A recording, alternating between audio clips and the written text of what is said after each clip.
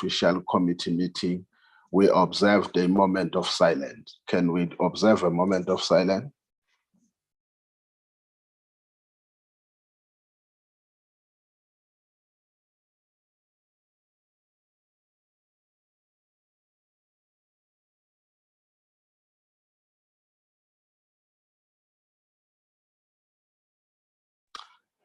Okay, may the soul of the departed rest in eternal peace, and hope for a speedy recovery for those that are still in hospital. Can we then look at what we will be dealing with today?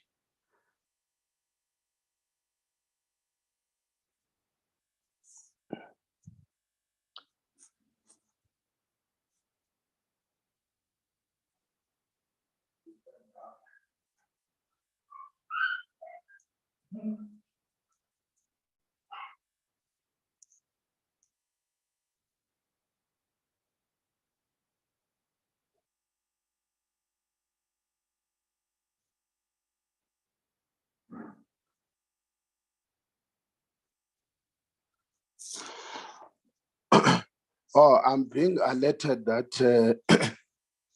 Ayanda, can you confirm so that I don't say things that are not accurate? It seems there is a new information that has come in now.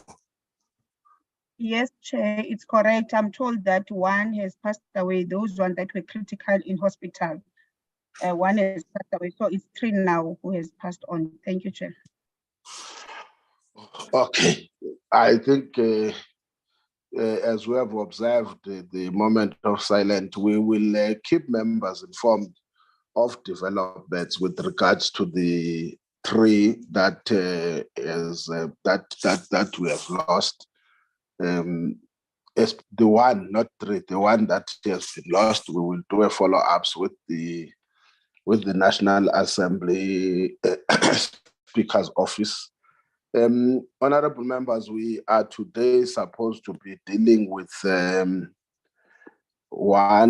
and 2 matters. As honorable members will recall, we have gone through a very intense, laborious process of going through the annual performance plan as well as the budget and the annual targets of the department and its entities. Huge as they might be, unfortunately, that's a task that we are given and we have to perform up to our optimum. We now gonna be tabling to you the report as drafted, as a draft report, which we will then have to adopt later this week. And then we will deal with the issue of the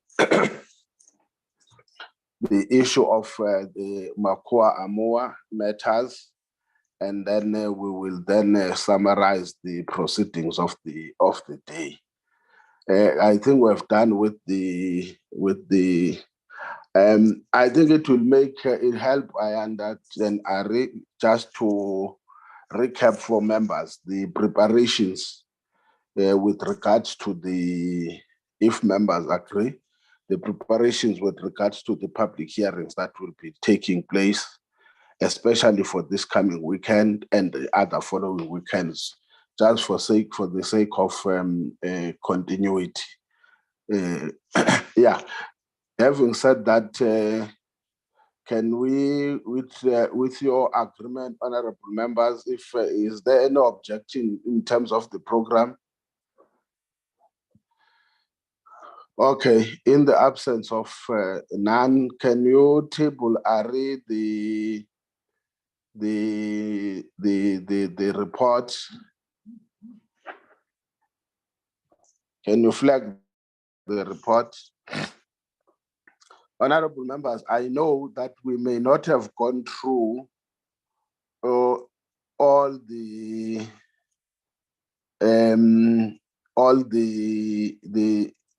report's content because of, like I said, the time factor that goes with it. I will just check with members when it comes to the issues in terms of the itemized reports. Any issue on the introduction? Then you go. Chair. Honorable Mailem. Thank you, Chair. Chair, I don't have an issue with the report per se, but I do want to just flag a concern. We seem to be creeping into a territory where these reports are arriving late at night, the night before a meeting, and it doesn't give us an opportunity to go through them in detail. I believe the requirement is at least 24 hours beforehand. And when we get them at 9 o'clock in the evening, the night before a meeting, it sometimes makes it difficult for us to fully apply our minds to the contents of the report. So I would just ask that the Secretariat be aware of that, and when they're generating the reports, make sure that they're circulated earlier, but also when they are chasing the department or entities or anyone who's making a presentation, that those are then circulated to the committee earlier as well, because as I said, it does take us some time to go through them. Thank you, Chair. Okay, I think let's, especially on the report, we will do our best to improve in terms of the time factor. But like I said, the laborious process is the one that at times make challenges. But I agree with you, there's a standing rule on the time of submitting of reports. That will include even reports that is compiled by us. That is why I said I will understand certain aspects when it comes to members. Hence, I'm trying to go item by item. On introduction,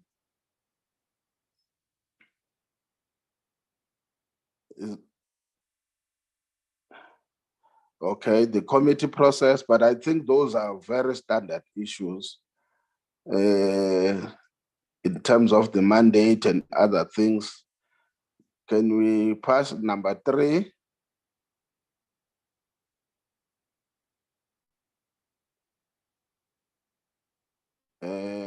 Yes, continue now. Go past number 3.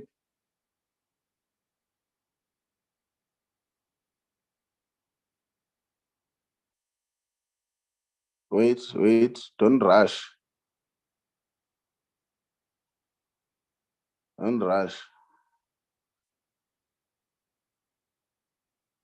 Yeah, let's take, I think we have to start on 3.1.2.1, that is program 1. Can you go on, Ari? 3.1.2.2. Yes, it's a program 2, that is minerals and petroleum regulations.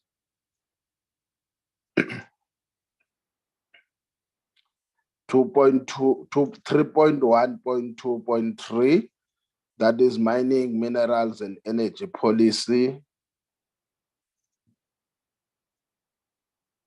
3.1.2.4, that's mine, health, and safety.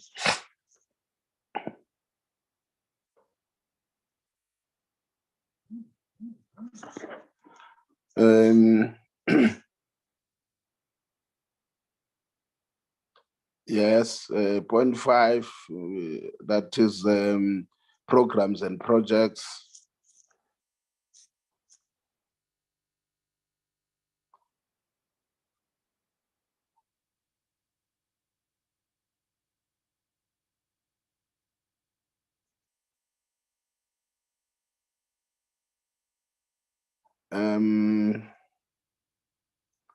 Yes, that's the nuclear energy regulation and management.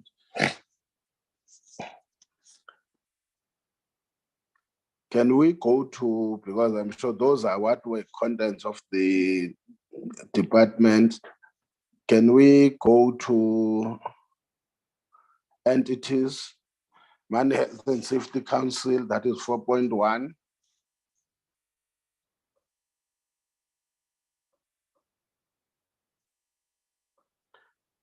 Wait on. Okay, continue.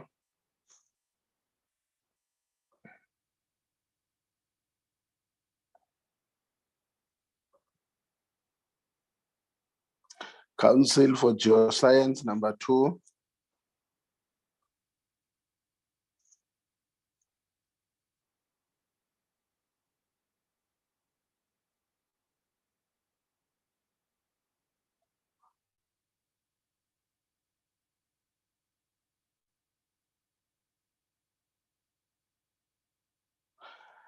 Number 3 is MinTech.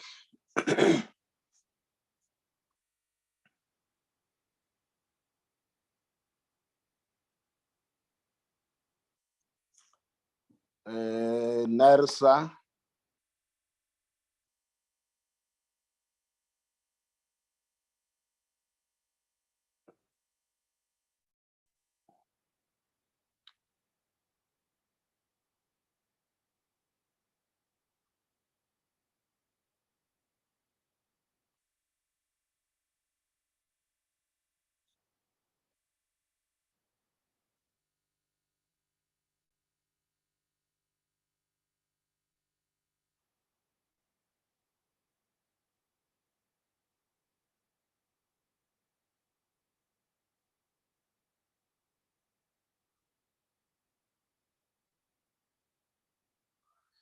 Number 5 is Sanedi.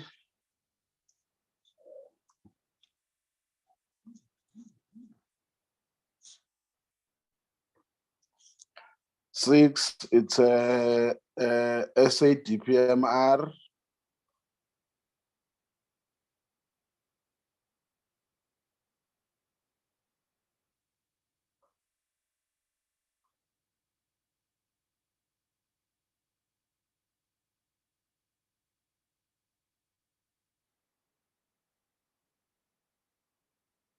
Seven is SDT.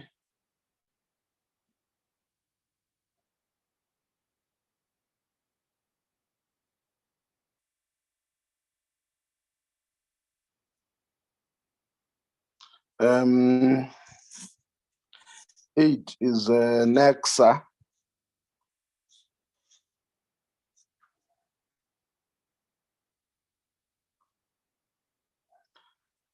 Nine, it's NNR.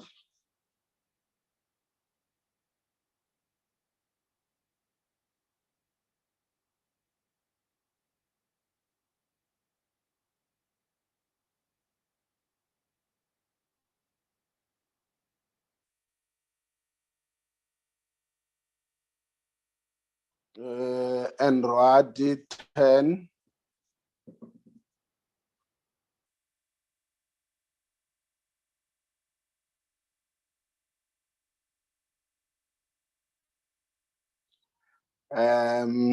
SEF 11.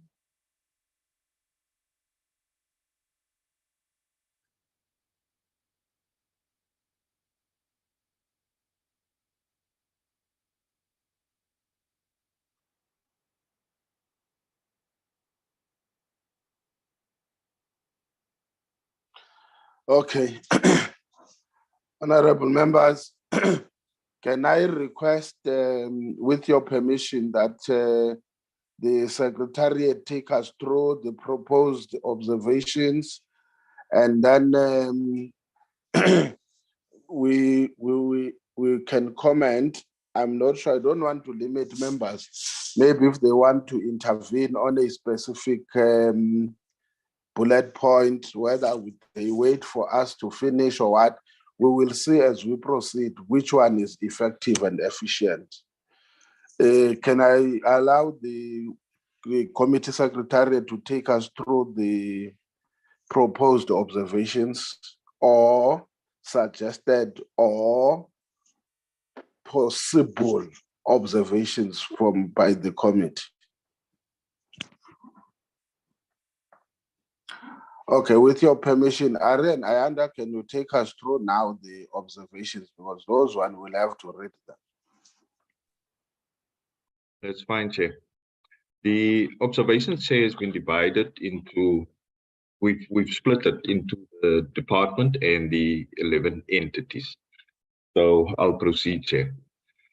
The Portfolio Committee observed the following matters in relation to the performance plans and budget of the DMRE and its entities reporting to it. 5.1, the Department of Mineral Resources and Energy. Members raised concern regarding the salaries paid to NEXA, MinTech, SADPMR, and CCS employees in relation to the high and specialized skills needed to fulfill the mandate. Members further highlighted that these entities compete in the open market for these skills, which might lead to higher vacancy rates at these entities. Also, members noted that the report of the DMRE stated that the Mine Health and Safety Council suffers credibility issues, where, for example, they are dealing with a number of legal matters as they do not have a legal department. Another observation, on idling megawatts, the minister stated that the energy available factor comes into play, which means the percentage of maximum energy generation that a plant is capable of supplying to the electrical grid is limited only by planned and unplanned outages. Members were informed that 6 power stations provides about 50% of its energy availability factor. The minister thus highlighted that the focus should be on increasing the energy availability factor of these plants. Members were informed that the energy availability speaks directly to the issue of the extension of life of coal power plants. Members further noted that these power stations already have space in the grid, which is crucial. Members noted that the DMRE is in the process of issuing the lifting of the moratorium on shale gas. Members further noted that the DMRE will be approaching Cabinet with an update on work done thus far, which especially focuses on environmental issues. I see Mr. Milam's hand is raised, Chair.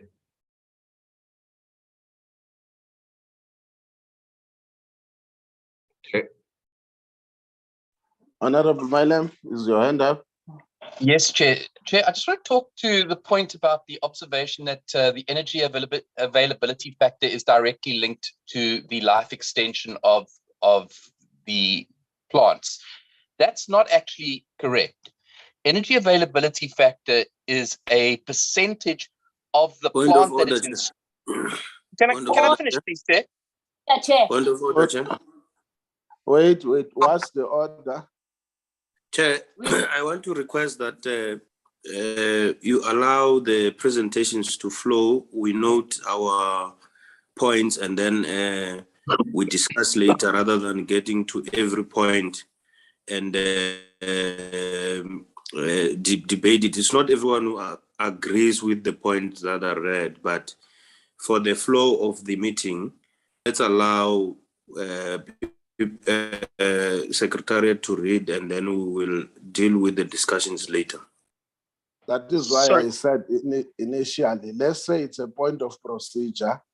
I take it there's a suggestion that let's deal with the observations and take note, and then come back for members to speak on specific proposed bullet on observations. Let me check, is there a seconder for that? I take it it's a suggested procedure to be followed. Is there any seconder to that?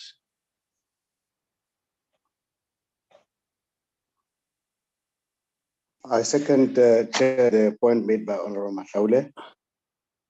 Yes, Honorable, is there a view that a counter proposal to that we instead of going with all the observations that we deal bullet by bullet so that members can have a comment?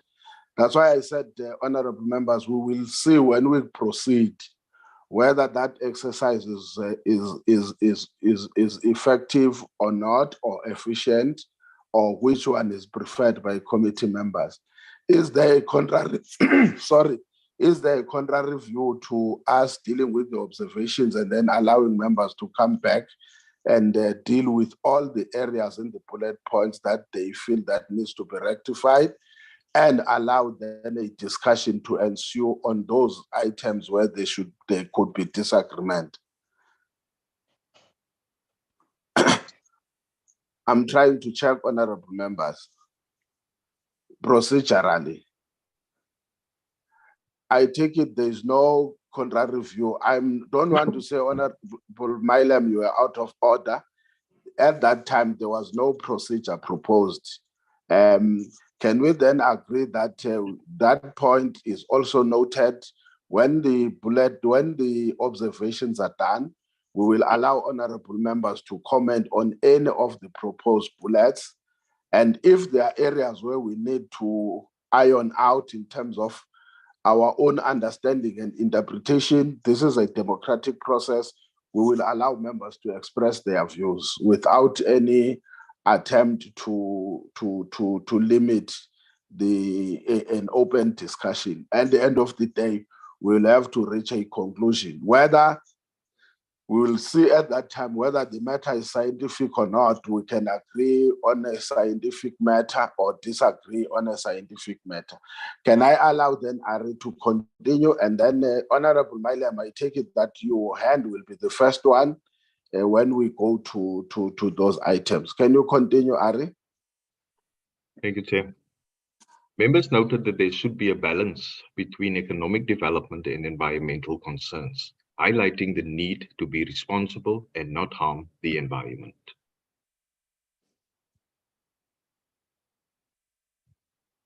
Members noted that the grid in South Africa was built in a particular way, where Mpumalanga was the hub for energy generation, and therefore the grid was mostly concentrated in the central part of South Africa, and variable grid on the coastal provinces. Members noted that the development of the grid is not in the mandate of the DMRE, but the responsibility of Eskom.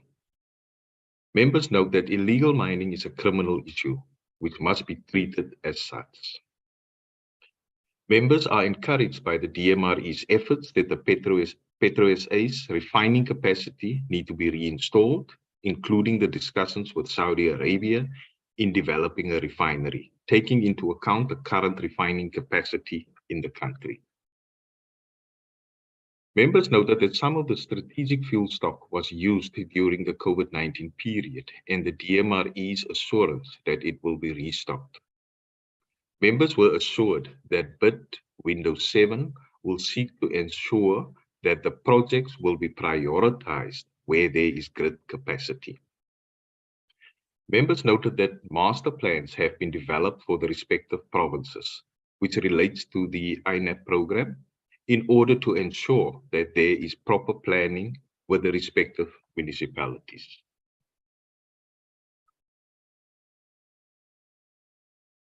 Members noted that various legislation were not processed due to various reasons. The Radioactive Waste Management Fund Bill was taken to Cabinet in 2021, and the DMRE was requested to redraft the legislation. The National Nuclear Regulator Bill will be submitted to Cabinet in the near future. The Gas Amendment Bill was withdrawn from the parliamentary processes as the bill was drafted in 2013 and a number of developments have taken place since it was tabled in Parliament in 2021. On the policy side of strategic stock and security of supply, members noted that the country does have a strategic stock policy, which was drafted in 2013, but was never implemented. The sector had concerns regarding certain sections of the policy. For example, current legislation does not provide private members to hold strategic stocks. The policy is, however, currently being reviewed and should be implemented by the end of the current financial year. Members noted that in the next 3 to 6 months, the biggest test will come, where both SAPREF and NATREF will not be operational, and the country will be dependent on imports. However, the committee was assured by the DMRE that they always have plans for any eventuality. Then, members noted that there is a current licensing backlog of 6,641 applications. Challenges are still experienced in the Northern Cape, Mpumalanga, and the Northwest provinces. Members noted that the DMRE has made a decision that there needs to be a compliance unit in the department. Compliance will thus be moved out of the licensing environment to ensure that mining houses do comply. Then we proceed to the Mine Health and Safety Council observations. Members commended the Mining Health and Safety Council for their performance and the important role they are playing in the economy. Members raised concern regarding the high vacancy rate at the Mine Health and Safety Council, noting that key positions are not filled, even though they are budgeted for. The Mine Health and Safety Council further indicated that they employ highly skilled personnel and that they do have a turnover of critical skills. Members note that the Mine Health and Safety Council is working closely with the Mining Qualifications Authority to address these challenges. Members noted that the Mine Health and Safety Council has strengthened their internal controls and capacity to address governance issues. Members are encouraged by the fact that the Mine Health and Safety Council will continue to collaborate with all the tripartite stakeholders in implementing effective measures to ensure that the goal of zero harm is achieved. Lastly, members noted that most of the litigation issues at the Mine Health and Safety Council are labor-related, where some cases are at the Commission for Conciliation, Mediation, and Arbitration, the CCMA, and others at the Labour Court.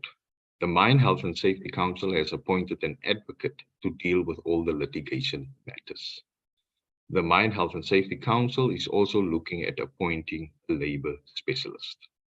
Then number 3, MINTEC observations. Members noted that MINTEC does supplement its budget through commercializing its services, example, developing products, offering services, etc. On derelict and ownerless mines, members were informed that the major challenge is funding. There is about 780 holdings currently, and with the current model and budget used, it will take MINTEC 18 years to close all of these. According to MINTEC, the same goes for rehabilitation. Members noted that the MINTEC's HIV and AIDS test kits have passed all validation steps. They are currently undergoing clinical trials where about 2,000 patients are participating.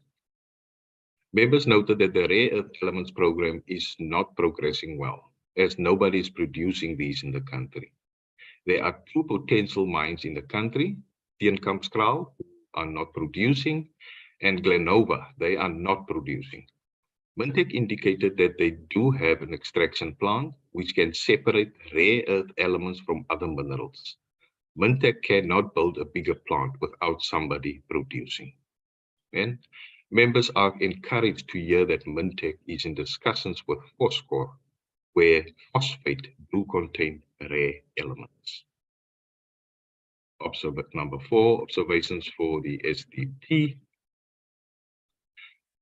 Members noted that the continuous change in the trade patterns brought forth by mainly macroeconomic factors continues to be the new norm in the global diamond industry. The world economic landscape prevails in pressuring luxury good sectors. Consequently, the diamond market is anticipated to continue sluggish and trade to remain difficult as well. Members are concerned regarding the financial model of the SDT for operations while growing local diamond beneficiation industry. Members note that the SDT currently has 96 registered clients. Members raised concern regarding the acquisition of rough diamonds from other countries in respect of whether it will not be more expensive for the clients. Members note that the SDT is in the process of conducting a feasibility study to understand that more. However, the entity believes that by purchasing only diamonds that are suitable for beneficiation from other diamond producers will mitigate the risk of whether these diamonds will be expensive or not. Excuse me. Members further noted that on enterprise development, the SDT are of the opinion that technical knowledge is very important for any new entrant into the diamond business. Hence, the program is a 3-year program that will provide technical skills training in relation to cutting and polishing, rough diamond evaluation, industry knowledge, and exposure to other diamond manufacturing countries. Number 5. Observations for the SADPMR. Members noted that the SADPMR has about 211 beneficiation licensee holders. On inspection targets, the SADPMR is implemented an optimal acceleration project where human resources from support services were placed in certain divisions in the entity, and a training program was implemented. The SADPMR had to do better planning, increase efficiencies, and introduce better and improved ways of working. In terms of collaboration with beneficiation, members noted that the SADPMR does provide training to junior entrepreneurs in collaboration with the SDT and the Mining Qualifications Authority. Number 6, the CGS. Members highlighted that an investment in geology was not a bad investment by the state. Members raised concern regarding the low salaries paid to CGS employees in relation to the high and specialized skills needed. Members noted that there has been a major shift in exploration over the past 30 years. The number of prospecting application rights, including the backlog received by the DMRE, which is an expression of interest. Members noted that South Africa has not quantified the value of these applications. Members were encouraged to hear that the CGS has started a process with the DMRE, where 10 geologist interns from CGS have started to obtain the information from the prospecting applications to translate and quantify them. They have started in Northern Cape and are now in Limpopo. Members noted that CGS has started with the monetization of intellectual property, IP, in 2022. When the Geoscience Act was amended in 2010, it allowed for modalities for the CGS to do exploration, either on its own, partner with a state organ, or partner with a private company. This has not been put into force up until now. It was pointed out that this is still work in progress and ongoing. Members noted that the rare earth elements map was published by the CGS in March 22, and the DMRE has received a number of applications thus far of exploration in this area. Members are encouraged to hear that the CGS is a data portal and a lot of information is available thereon, and anybody can access the information from anywhere in the world. Members were informed that CGS is not currently doing any work in the Congo. They have partnership with their equivalent in the Central African Republic. On shale gas, members noted that CGS has concluded a very comprehensive technical report, which has been reviewed externally. The report is with the Minister, and the CGS has requested that the report be made public, which the Minister is still considering. On offshore mapping, CGS has purchased a small research vessel and provides the CGS the means to obtain information. CGS has further partnered with the Navy and the Department of Fisheries, Forestry and the Environment to use the vessels which the state has. The CGS acknowledged that progress has been slow. Members noted that sharing of geological information in South Africa remains a challenge. Number 7, the NNR. Members noted that the NNR frequently meet with entities whom they regulate to address any shortcomings and challenges with regard to licensing applications. Members were concerned that the Center for Nuclear Safety and Security, the CNSS, was reported to be dependent on international funding/donors. This was regarded as unsustainable.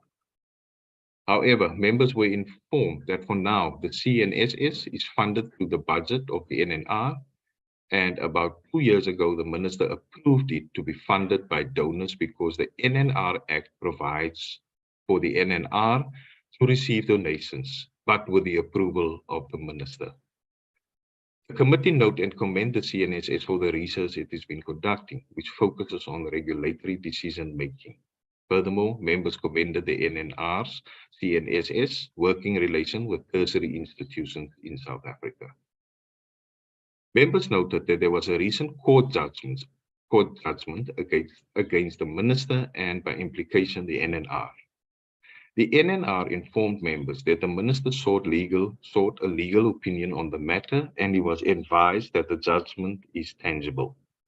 The NNR also sought legal opinion, and they were informed that there will be issues in the judgment which will make it difficult for board members of the NNR to manage conflict of interest if the judgment is to stand as is. It is based on this that the NNR has joined the minister to challenge the judgment. Members noted that the NNR's relationship with other nuclear-based entities is not considered as hostile nor friendly because the NNR is a regulator. Members noted that there are engagements between the NNR and NECSA on the multi-purpose reactor to a point where NECSA submitted an overarching licensing strategy that the NNR looked at and commented on. However, the NNR emphasized that currently there is no application in front of them from NECSA dealing with the MPR. Narwadi. Members pointed out that the Narwadi was supposed to report back to the committee on the staffing issues that were raised to the entity. The committee needed to be updated on those matters because there were serious allegations that were made and serious concerns were raised about senior management. The committee thus inquired as to what the board did to address those allegations and the staffing problems and to mitigate the impact of those concerns.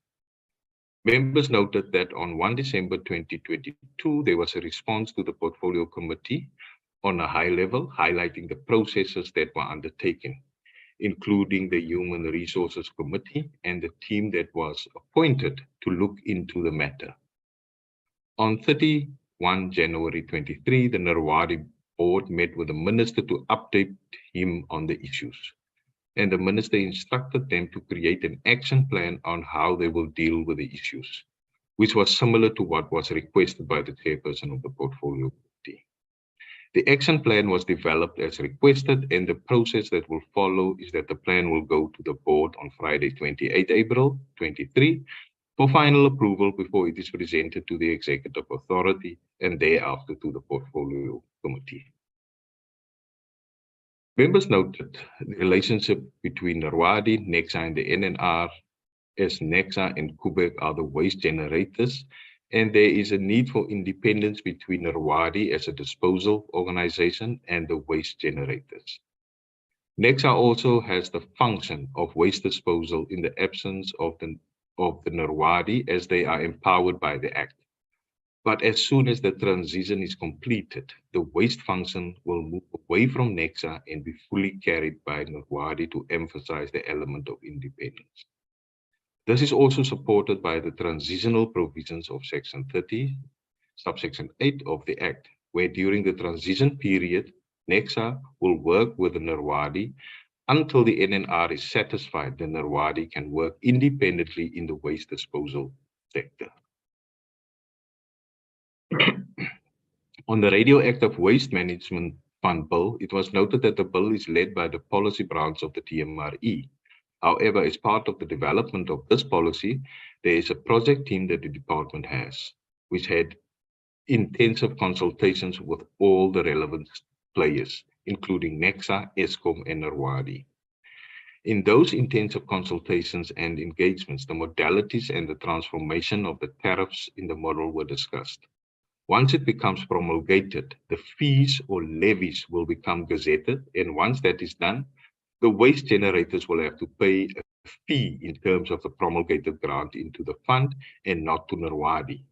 And that is how it will be ensured that the waste generators will make their contribution to the fund. Then number 9, SANEDI.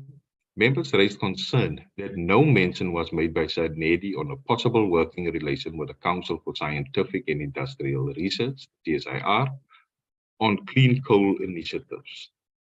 SANEDI informed the members that they do have a memorandum of understanding with ESCOM, CSIR, and MINTEC. Members noted that SANEDI did not budget for the cleaner fossil technology and related programs as they do not have funds for these. In the current financial year, They are doing it internally, and they aim to fund these during the next financial year with a budget allocation from National Treasury. Members noted that the SANEDI Sustainable Energy Solutions deal with a number of programs which are in line with the Integrated Resource Plan 2019, which include green coal, renewable energy, green hydrogen, wind, solar, etc.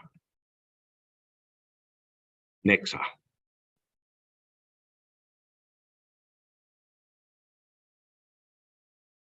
Members noted the significant strides NEXA has taken in improving their performance. Members noted that NEXA's research in small modular reactors as provided for in the IRP 2019. Members noted that the pebble bed modular reactor is still at Eskom and it is in the process of being transferred to NEXA. Members noted that Getlapela will be forming part of the medical and pharmaceutical house, which is in the entity. The entity is selling medical resources overseas and locally, so there are needs to be leveraged on. Members commended NEXA, who started interacting with the AEMFC regarding its involvement in the mining of Louisbar. Members noted the improved relations between the NEXA and the labor movement. Members commended NEXA on its skills development, where the entity is a national learning academy, where it administers learnerships and training in collaboration with some of the sector education training authorities, CETAs, and has signed an MOU with the chemical sector. It was observed that the entity's strategy in commercializing its intellectual property to avoid various debt is to have projects that it can initiate on its own, and it has implemented some projects in partnership with other public entities. There are also public-private partnerships that the entity is considering, but it would need to jealously guard its own interest in intellectual property. NEXA embarked on a strategy called Sustainable Return to Service, which was approved by the NNR, and it has implemented over 65 to 70% of the action plans under that strategy. The plan is for the technical parts of both the NNR and NEXA to come together and agree on the items that can be monitored as part of normal operations. Members highlighted that from a departmental perspective, there needs to be a nuclear strategy in the country so that the projected future is understood widely amongst entities and government. Number 11, the SAFE group of companies. Members raised concern regarding the current situation relating to refining capacity in the country and South Africa's over-reliance on imported crude and fuel. Members noted the developments regarding the SAPREP deal, where the SAFE group confirmed that the deal is still open and they have various tools of engagement that they have used to advance the talks with the entity. Members noted that Cabinet has approved the merger of Petro SA, SFF, and IGAS. Members noted that the Upstream Petroleum Resources Development Bill provides for the creation of a national petroleum company.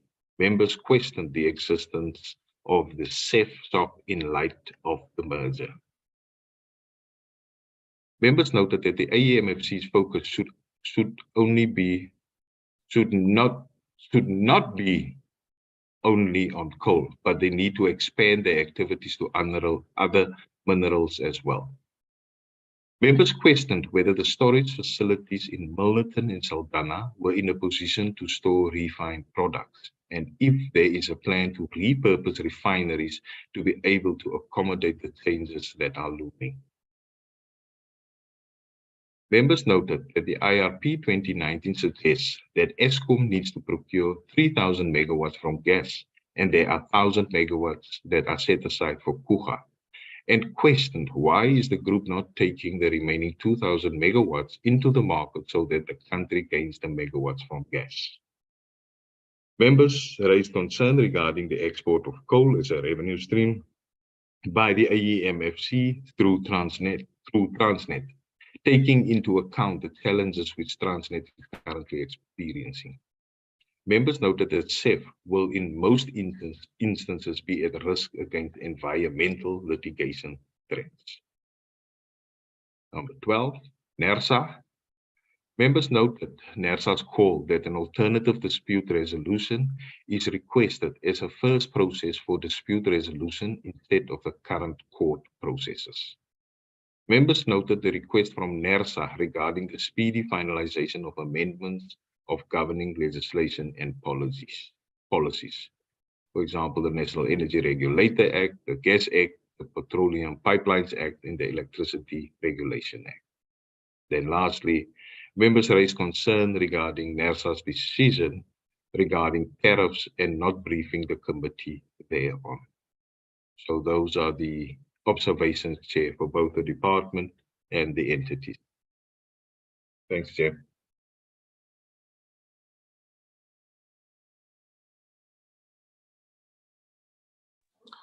Okay. Let me take hands. The first is Honorable Mylem. You will say which areas so that Ari will be able to highlight those areas where there is a comment on. There is Honorable Mylem. Going one. Going two. Honorable Masaule. Going one. Going two. Going three. Okay, we only have got Honorable Mylem and Honorable Masaule. Chairperson, may I proceed? Yes. Thank you. Honorable Masaule will come after you. Thank you, Chair. Chair, on the department, and it's the 1, 2, 3, 4, 5, the 5th bullet point. It says members were informed that the energy availability speaks directly. John says he'll be joining shortly. Everybody. Sorry, Chair. Thanks for your patience. It says that members were informed that the energy availability speaks directly to the issue of the extension of life of coal power plants. And I want to put it to you, Chair, that that's not actually true. The energy availability speaks to the percentage of generation that an installed plant is actually delivering. So the life extension of those plants just means that they will run for longer. It doesn't talk to how much energy they're actually putting out. And I think that we need to correct that, because it misleads the debate if we think that extending the life is going to generate more electricity. It's not. All it does is means that they operate for longer. That's the first issue. Chair, then further down on that, it talks about the various legislation that was not processed. But I want to highlight another observation that was made, and that is the issue that the Electricity Regulation Act amendment, which needs to be processed urgently, was not actually mentioned or brought to the attention that we've got to deal with this, and we've got to deal with it in this term of Parliament. And I think that that's something that we need to address. And then, Chair, under Nurwadi, I am concerned about the length of time that the transition from being NEXA responsible for the license of the waste disposal to Nurwadi is taking, and I think that that needs to be highlighted. And then under NEXA, it says members noted that the pebble bed modular reactor is still at Eskom. It's not the actual reactor that we're talking about. It's the intellectual property and the ownership of the concept and the IP, I guess, more than anything else around that. And then lastly, Chair, under CEF, I brought to the attention during the process that Petro SA needs to expend significant capital to upgrade its plant in order to capitalize on the various fines. And I don't believe that has been properly communicated or expressed in the planning process. And I think that we need to factor that into our report. Thank you, Chair. Honorable Masaule. Thank you very much, Chair. I just have a few points. that I think we must deal with on the report. First being the manner in which the recommendations or the observations are captured. It can't be that members have raised this concern, members have done that, members have done that. There must be a proper formulation of the report so that when it becomes a portfolio committee report, as it is now, pending the adoption, it does not, because if one day we were asked which member or which members were raising this, was there consensus in that regard or not, it will raise questions. So the formulation of the report itself, I think, must be dealt with properly. The second point, Chair, that I want to raise is a point raised by NNR with regard to the AFRA agreement as well as the Convention on Physical Nuclear Material, which has ceased to be a matter that belongs to our committee, but it was raised that there are certain platforms which South Africa ought to be participating, but can't be participating now because we have passed either the amendment or the agreement in the National Assembly and passed it to the National Council of Provinces, but there seems to be no action, and the expiry time will be reached soon, and there won't be amendments. There will be the restart of these international conventions on agreement.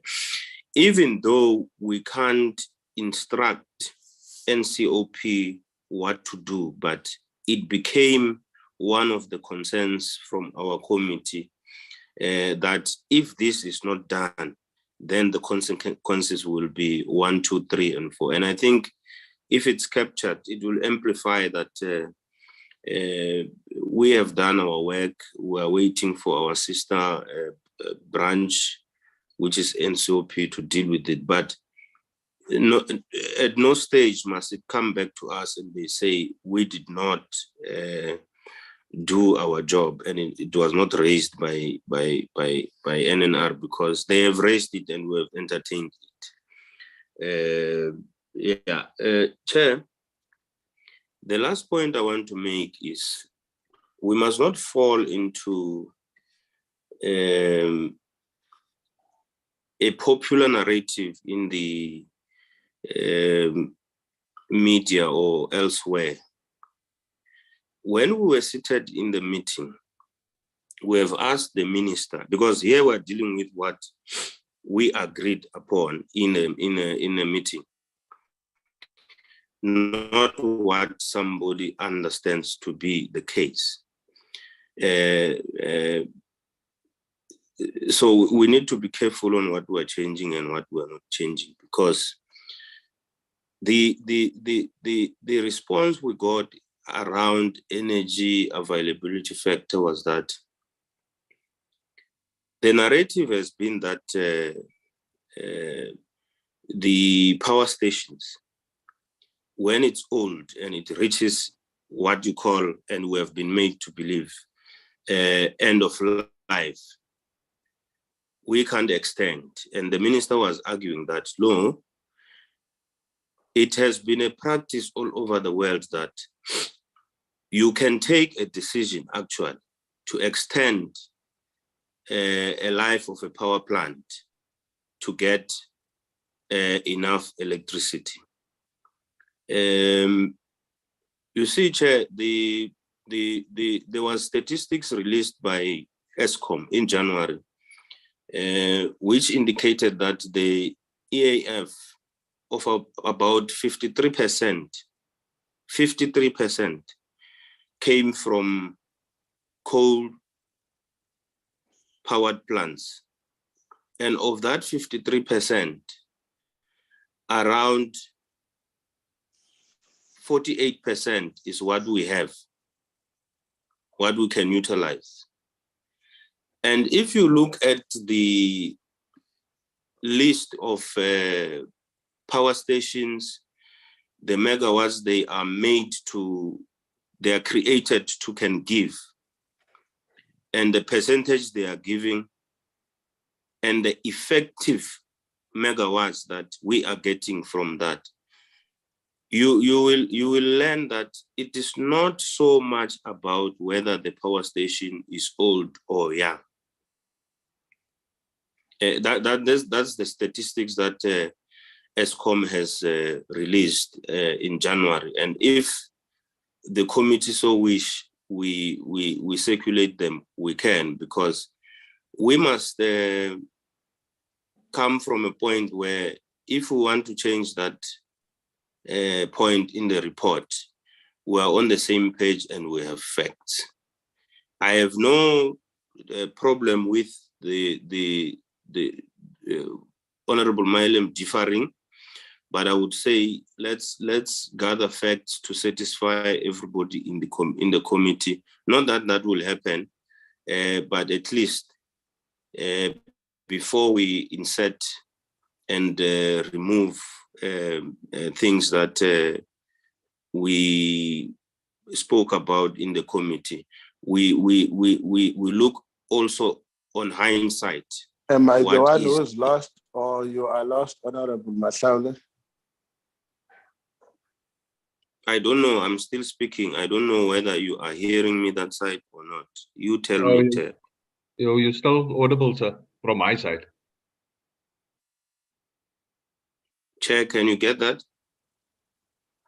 Yeah, I'm asking, am I the one who was lost? It seems so. Probably only you, Chair.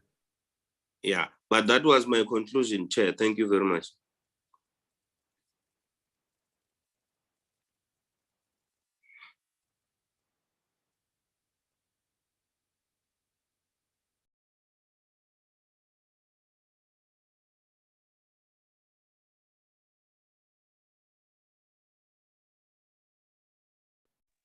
Okay.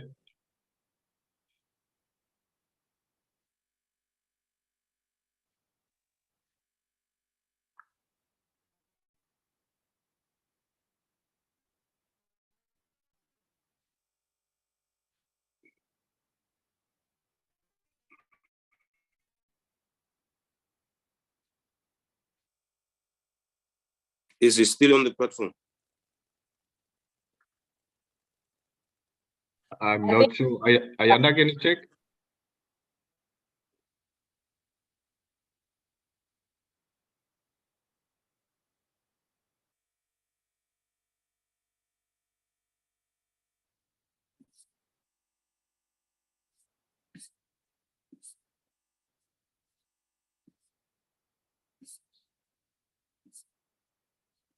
So it seems Chair is out. I'll just follow up, just check with him.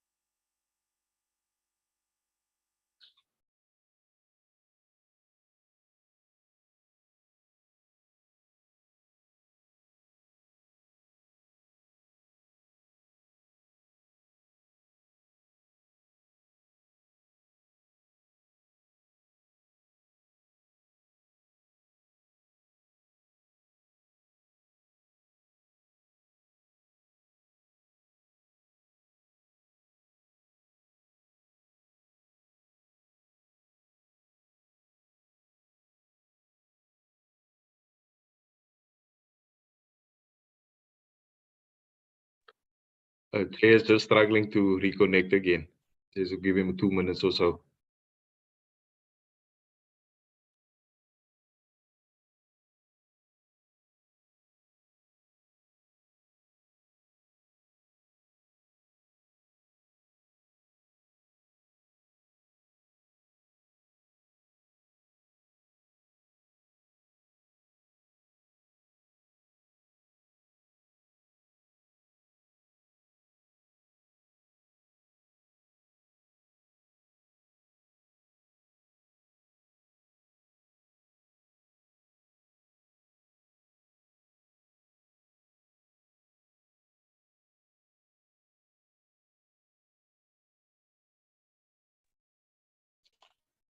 Sorry for that, Honorable. I don't know what happened.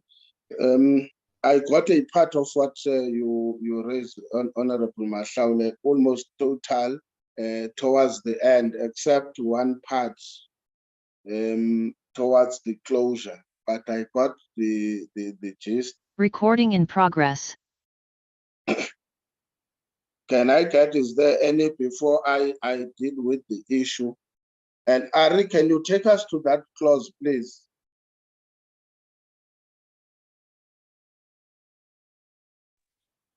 Chair, which part did you not hear? Maybe the part where I was pleading that we, on hindsight,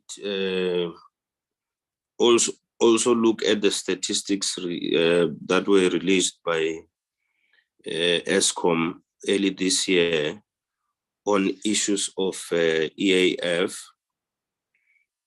so that when we capture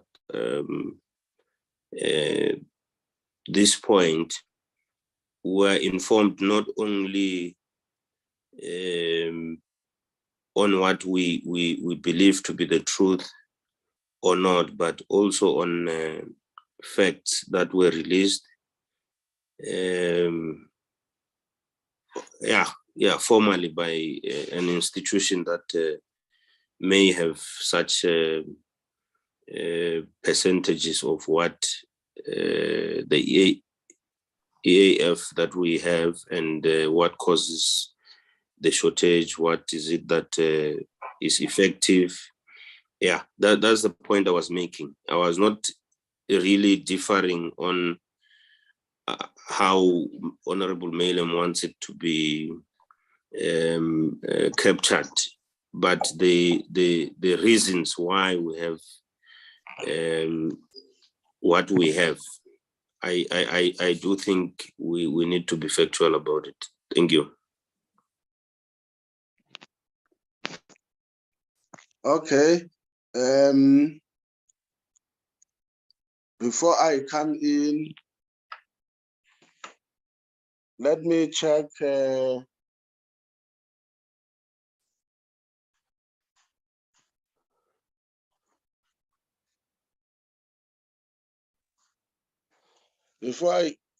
Am I audible? Yes, Chair. Yes, Chair.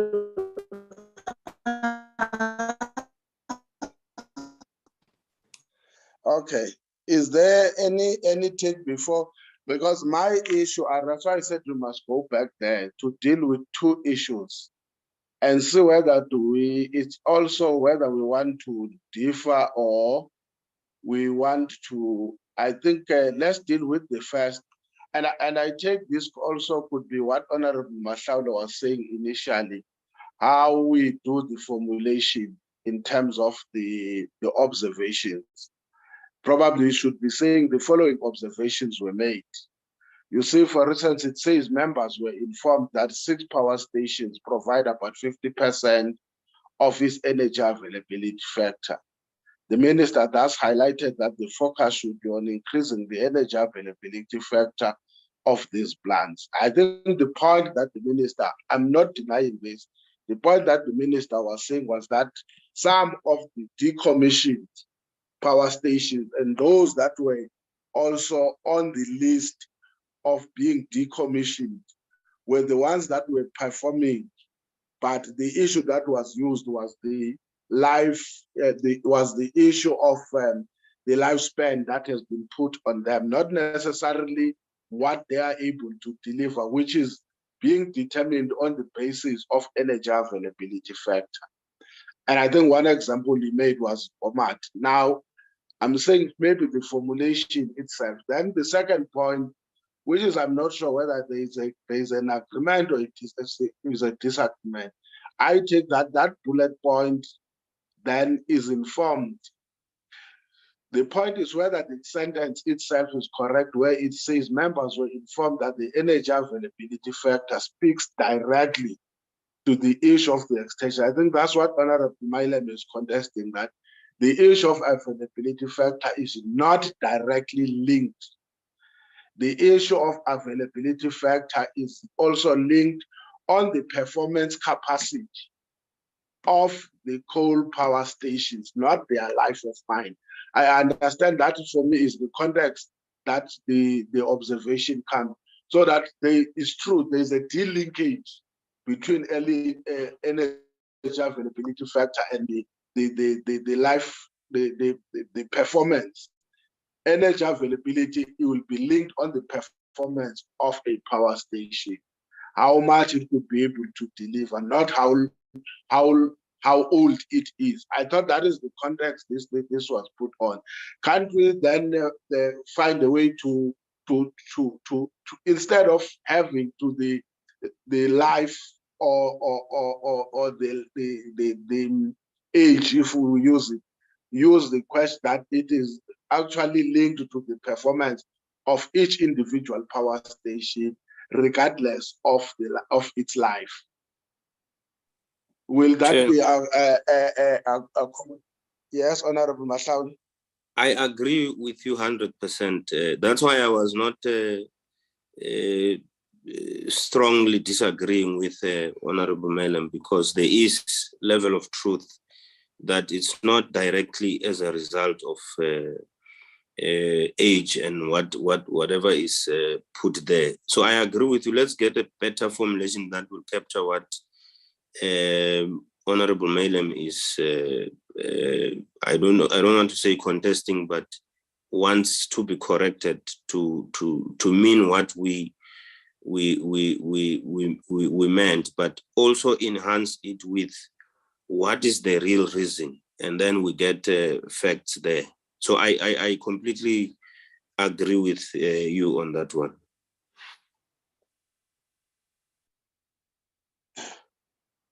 Help me with a better English.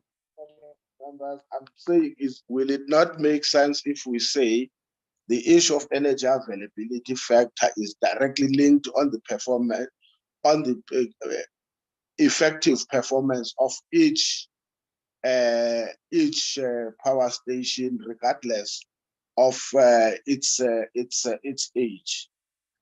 Then there are many other factors. Obviously, there are issues that relate to maintenance.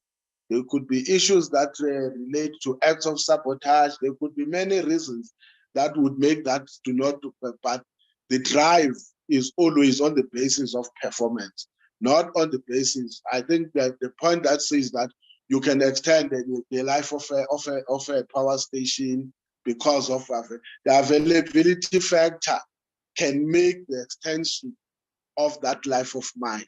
I think that's the context I wanted to say, that the availability factor, the electricity availability factor, it will be the one is directly linked to the issue of the extension of the power stations on the basis of its efficiency to deliver the required EAF. So you can't, if the point I think the minister was saying was that you can't close a power station that is giving you more and is old, but leave and say you will leave the one that is performing to substandard on the basis that it is how much it's about. That's why I'm saying it is about performance. I'm not sure whether we'll be allowed to go and find a better English word to accommodate that. If honorable members agree, we will try, honorable members. I think we understand what we talk about. The point I think my take is that if you talk about the directness, it must be clear that it does not make as if energy availability factor is interpreted, because that's, I think, the problem here. Energy availability factor is interpreted as not what is being produced by the power station, but rather what is in the power station or in the life of the power station. Okay, if there is no, we will find a better way of correcting that. There are issues that I think also Honorable Mahlauli and Honorable Melem, let me say, have raised, and I think some of them I concur. Some of them, they will be more better if we locate them as the issue of the NCOP. I don't think we should. We can't make a recommendation on the NCOP, but as an observation, I think it can be catered for that. The committee has observed that what you talk about, the treaties, whatever, in terms of the nuclear responsibilities and tasks given, has not been processed yet by the NCOP.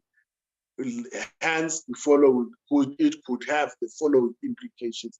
Then the recommendations, we can say that it is. I don't know, as a committee, we note a recommendation that it will be appreciated if the NCOP can expedite that process so that we can mitigate against the following consequences, failure to deal with that. I don't think what will be entering the territory of the NCOP, but will be assisting the NCOP. The issues that relate to Honorable Mile had raised, I think the period, I agree it should be put as an observation that the committee has observed that the powers of regulation that still rest with NERSA have taken too long. And then maybe when we do the recommendation, we should make a recommendation. If it means we must have a timeline, so be it. It must have a timeline that by this day, we as a portfolio committee, we recommend that NERSA quickly hand over those necessary regulatory powers to the relevant institution, which is the National Nuclear Regulator. I don't know whether we'll be covering the issues properly in that fashion. I want to raise my only two issues on the report, which I think we have forgotten.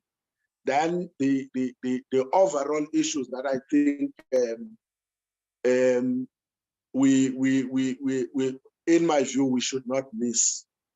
Obviously not fighting, but dealing with, I don't know whether we put it as an addendum, those issues.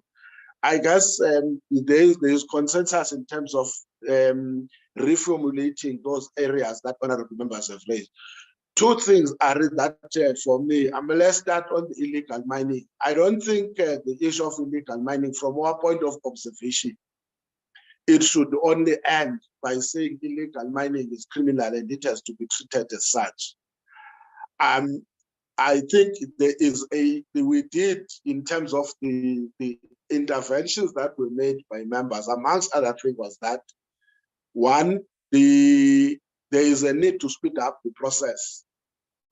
And the department itself also made that presentation. And if it is lost here, it would mean we also don't want to practice to exercise our oversight responsibility.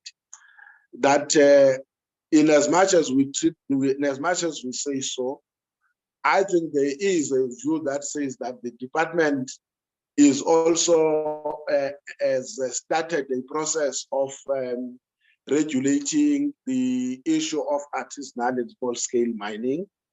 And I think that has to be found in the recommendations. The second part was that the department has to start a process of engaging, because if we reduce mining, illegal mining, to just narrow criminal activity, we are creating more, I would call, orphaned mines in some of the areas post the existence of the MPRDA. For an example, your examples of your Sekhukhune area, Steelport, and what is this place, Bakersford. Those you can see that it's going to be difficult, but it's going to leave us with a legacy again of derelict and ownerless mines, because we don't have people that will take ownership of the consequences of land degradation in those areas. Same thing if you go to Northwest. And if we put it like this, in my view, from a portfolio committee point of view, that any act of illegal mining is just criminal and it must be treated as such, unfortunately, we may not be dealing with the issue that with the phenomenon, the new phenomenon of massive land degradation if you go to Northwest, and I'm sure all of us saw it with our own eyes. If honorable members agree, I think we must expand that part without taking out the issue of illegal mining, that it cannot be elevated as if it is not illegal. Where it is illegal, and at times it becomes more criminal with the consequences that goes with it. But my fear is that anything now is like we're abdicating our responsibility from ensuring that where it's possible to regulate and to ensure that our own people, that one who are already participating but illegal, are brought in on board to participate in a legal manner, so that they can be able to grow to the extent of what we see on other areas or even the other multinationals. I think that is my first issue, and I'm open to honorable members if they feel it must be left as such. Two, I think there was an observation about the fact that part of the limitations in the issue of the fatalities in the workplace is a failure to expedite the finalization of the Mine Health and Safety Amendment Bill. And the fact that some of the allocations that are given may not necessarily, depending on what the amendments would say, may not necessarily be a requirement, because that's an entity that it's supposed to cap, including the fact that they cannot have or come and report on surpluses of what was left and so forth.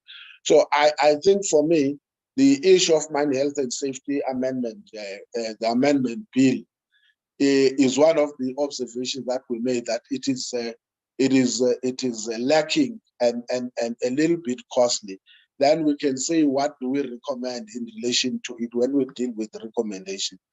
The last thing, which is why I said, I think that one is a subject of us, but one point that I think was raised was the fact that in the budgetary system, there is a need to look at how do we deal with the assessment and analysis of each, I don't want to say department, each sector.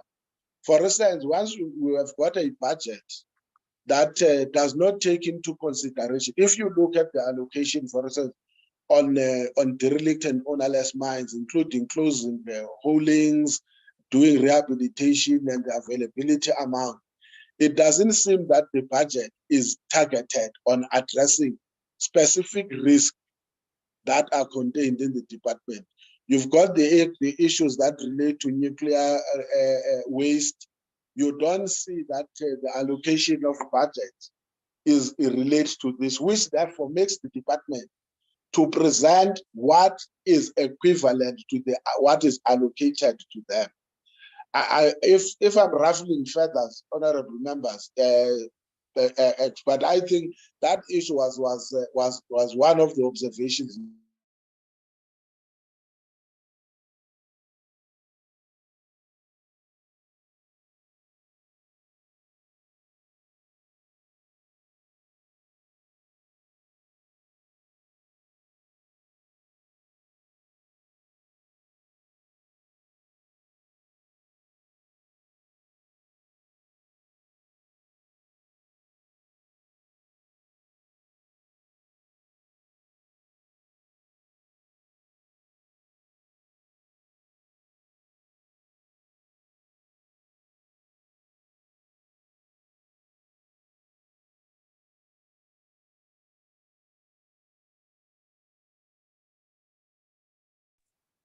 The chair is muted.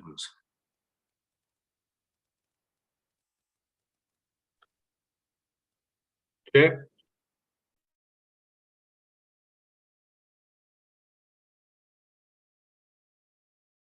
I don't know how did I get muted. No, which part when I ended, honorable members? I was just saying that on the last issue in the main was the issue of investment on the industrial sectors of our economy so that we can address issues of social spending. I'm not sure whether we leave that as a political statement that can be raised at different levels, or one is ruffling feathers with the powers that be. Honorable Matoga, I see your hand.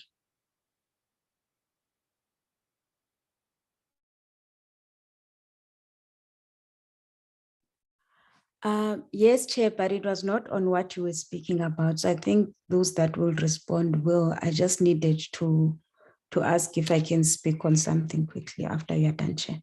Thanks. And Honorable Lorima. Yeah, thanks, Chair. Isn't that something that's going to be dealt with in the recommendations, in recommendation 1? And I get the point that you're making about the scale of the illegal mining. I'm not sure that we can prescribe some kind of rehabilitation process in all this.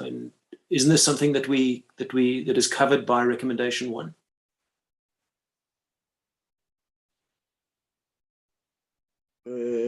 Let me check. The point I was saying, in most cases, what is your recommendation?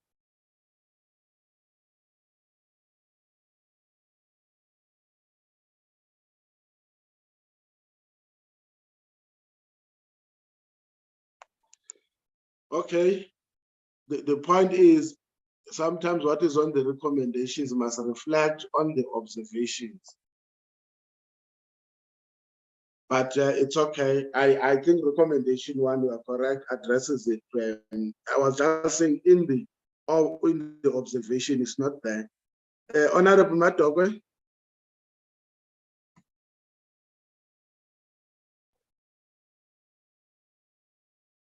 Honorable Matogwe. Sorry, Chair. It's just that my gadget is giving me problems. It's just on observations, Chair. I understand that you'd already spoken, but there's something that I saw now under the observations of CEF group, that there is an observation that should be under EAMFC about the committee noting EAMFSC using Transnet. So I think that it's a misplaced observation. And then there's one other observation as well, Chair, that I think that was made and has been made, in fact, by the committee on a number of occasions, which is that the entities that fall under this department tend to be doing work that is actually mandated to be done by other departments. I'm not sure where exactly that would fall, but I know that we have raised this quite a lot, because that then therefore means that the budget that is given to the DMRE or to these entities to do their work, they end up doing other work. Like I think there's work that they're doing for water, there's work that they're doing for Department of Health and all these things. So I think that's an observation that I think should reflect as well. Thank you, Chair.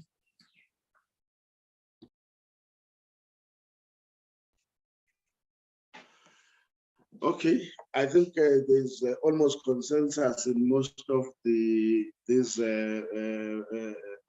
matters. With your indulgence, honorable members, can we go to the recommendations? Ari?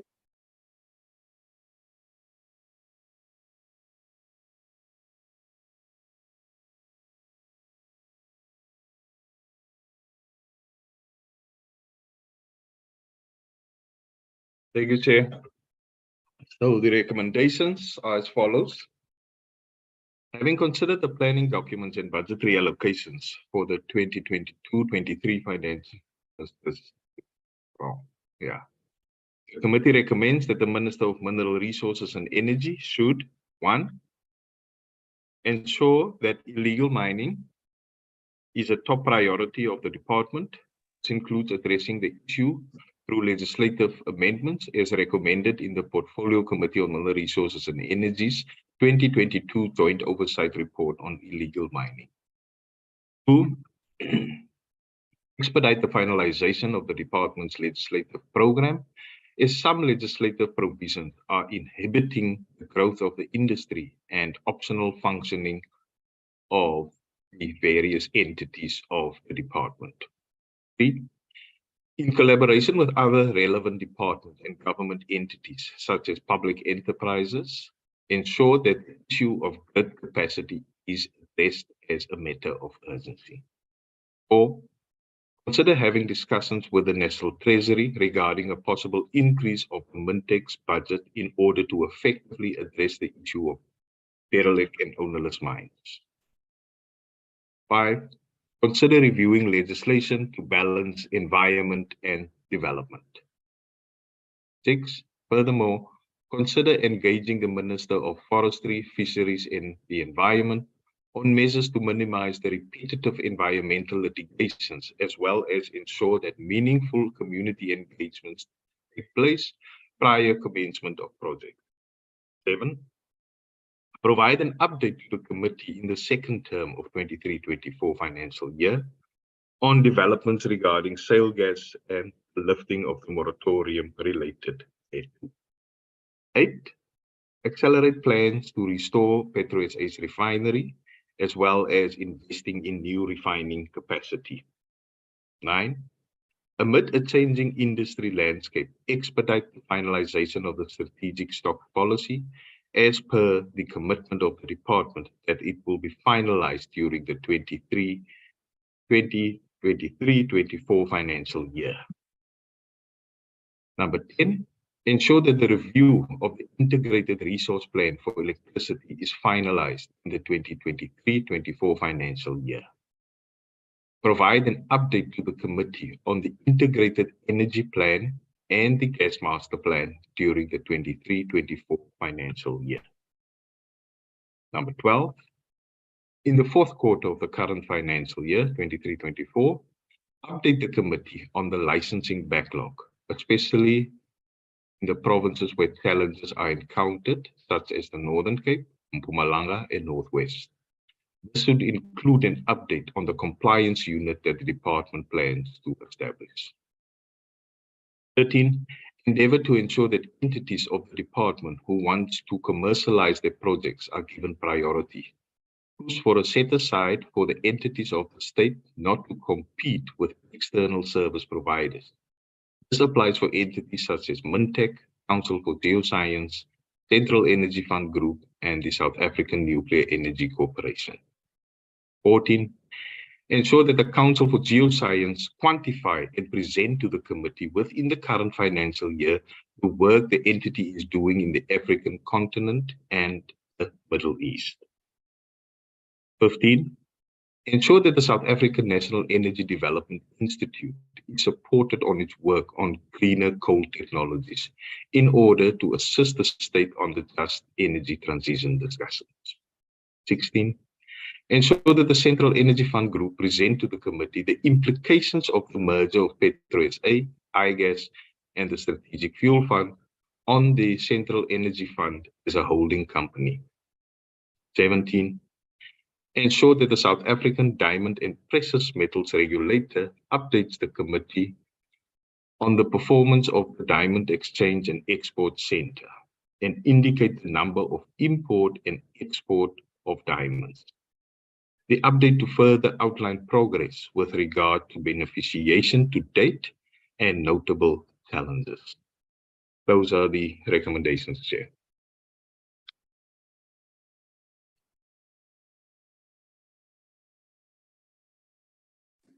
Okay, honorable members, any take?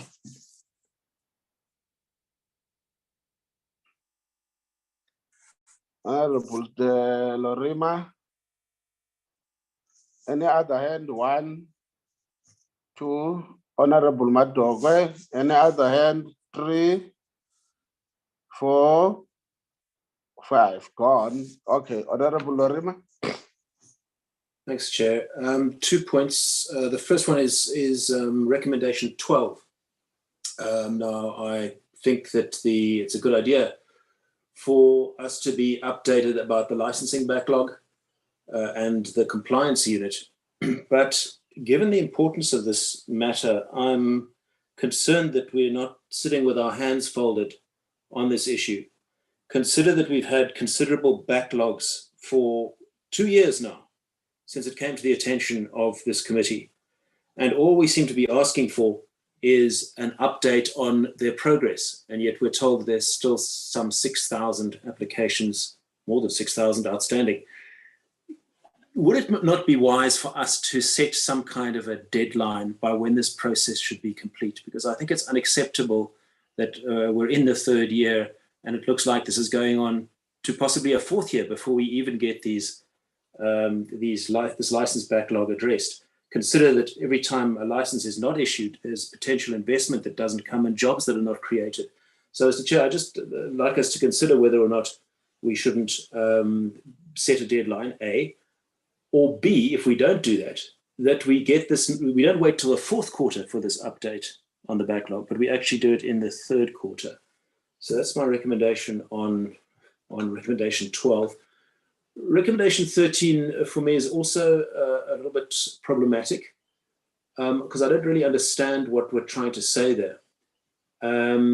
It says endeavour to ensure that entities of the department who want to commercialise the project are given priority, push for a set aside for the entities of the state not to compete with external service providers. Are we saying there that external service providers should be prohibited from competing with the commercial activities of state entities? I'd just like a bit of explanation on that one, please. Thanks, Chair.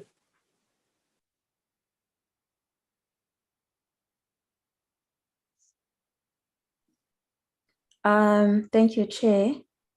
I think the first recommendation that I wanted to speak to was the recommendation on illegal mining. I think, Chair, you did touch on it a bit. But I think also it's very important that we must be explicit as well, because I think here we are only speaking about legislative amendments that were recommended by the Portfolio Committee. But there are a number of recommendations, Chair, that we made as the Portfolio Committee because we understood that the issue of illegal mining was extremely important. We crisscrossed around the country, spent a lot of money. And it is very important that us get an update, and it should be much more regular and speedily updated in terms of how far the relevant departments, because it was not only DMRE where we made recommendations, but everywhere else. So it is very important. I think that's one of the recommendations that must be there, that we must get regular updates, even if it's monthly for that matter, in terms of how far they are with the recommendations that we made outside just the legislative amendments only. And then I think another recommendation that I am not seeing here, which I know we made in previous meetings as well, it was in respect to EAMFC and them only concentrating on coal. And we made a recommendation that they must take up more exploration and mining initiatives, especially with all the exploration and all the discoveries that had been made by the CGS. And I think that that's a very important recommendation that must always find expression, especially if we're talking about capacitating our own state-owned mining company. And I think another recommendation that should have been there, it is that we are sitting with a lot of investigations and reports that are made, or rather that the department and also its entities need to speed up and complete investigations on matters raised by the public, or whether it is workers or by the Portfolio Committee itself. Because we are always told whenever, like for instance, if we're dealing with the issue of CEF bullying allegations, the cancellation of contracts. We've been speaking about these things for months, and every time we ask for reports, we are told that there's investigations, and those investigations, truth be spoken, should not be taking more than a month or two looking at those allegations. So I think that it is important that the department and its entities must speed up and complete investigations on time on matters that are raised. And I think that any outstanding reports must have been completed and given to the portfolio committee by the end of the first quarter.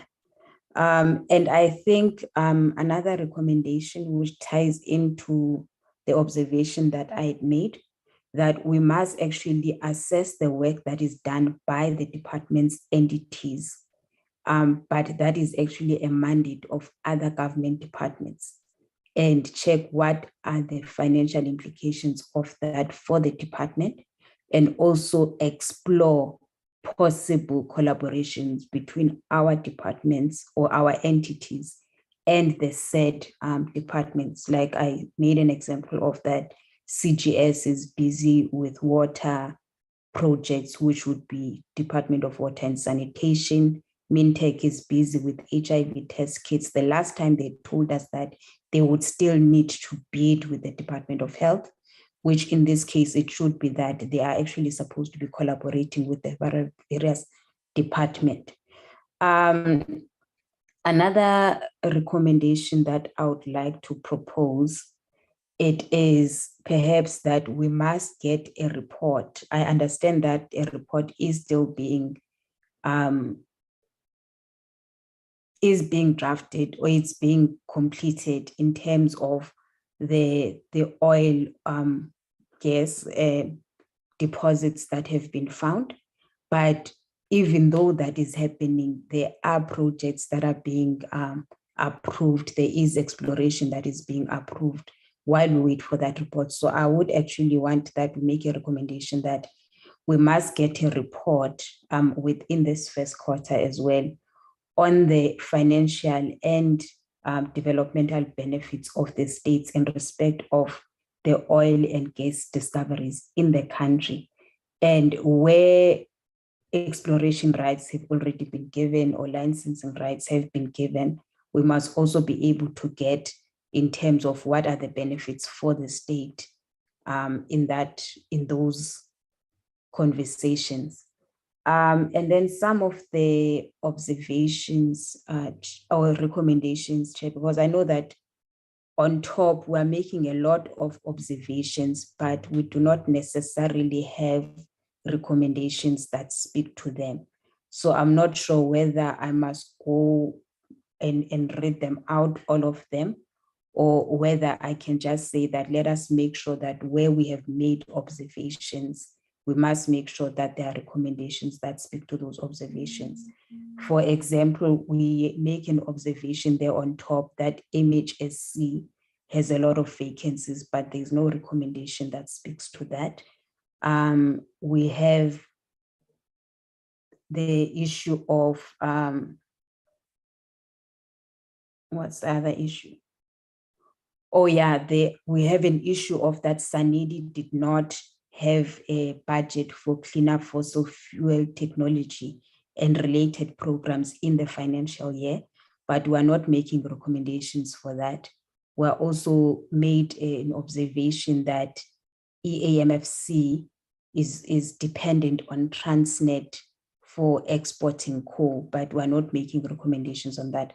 I have quite a number of them, about 15 that I made. So I'm not sure whether maybe I can submit or I can go through all of them, or if I must just make the recommendation that where we've made observations, let's also make sure that there are recommendations that speak to them. You will direct me, or the meeting will direct me, Chair. Thank you.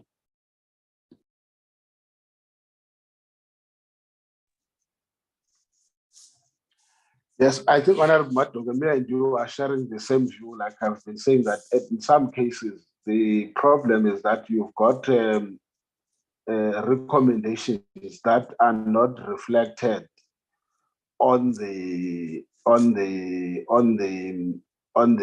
observations. It is allowed, but I think let's agree, if members accept that there will be a conversion of the observations and then giving meaning to those observations in terms of what then do we recommend? Which is why I even made that initial example. On the issue, can you go to the first issue? Is it 12? Ari? I think that 12. Okay, the first answer, let's just be, I don't know whether we must put it there. Remember, we said the issue of the report on the licensing regime and what is being done to address the backlogs. That is all supposed to be on, it's on the third quarter, Honorable Rima has already agreed. When we table the third quarter program, it will have and it must have the issue of the briefing by the department on the licensing backlog, as well as challenges encountered thereof, and also consequence management on what you say. I don't think we can agree more, even in the discussion in the committee. I think the issue of looking at licenses and not just granting or giving people licensing, but look at it from an investment and job creation point of view. And we can be narrow. So you are correct. I'm not sure though, but whether it must reflect here as a recommendation, but it is there in the program for the third quarter. When we were dealing with the report, you'll remember the program. We agreed that on the third quarter program, the issue is there. So the second thing,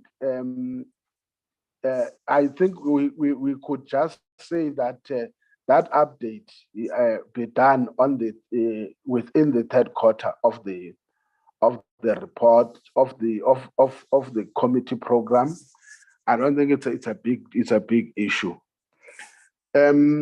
With regards to there are issues I think you will take also what one had suggested. Amongst those was the fact that we talked about speeding up the recommendation. I think that's why honorable members did not comment that we talk about the need to speed up the finalization of the treaties, nuclear treaties, and because of the consequences by the NCOP. There's nothing wrong in doing so.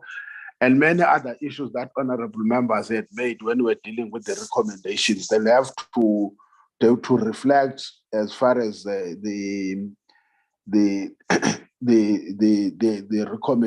observations are concerned. One issue that is not reflected here, and I don't think it requires even to be on the observation, is linked to what Honorable Madok. I think we must be specific and explicit. There was, you will remind me, I think we said by the end of May that NRWADI should present to the committee the interventions they have made with regards to the situation which in the entity.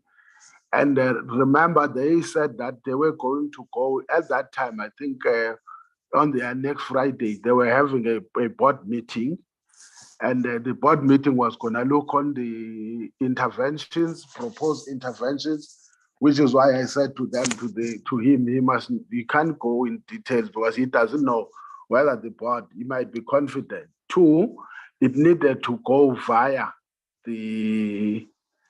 if I'm correct, yes, it needed to go via the shareholder, which is the executive authority.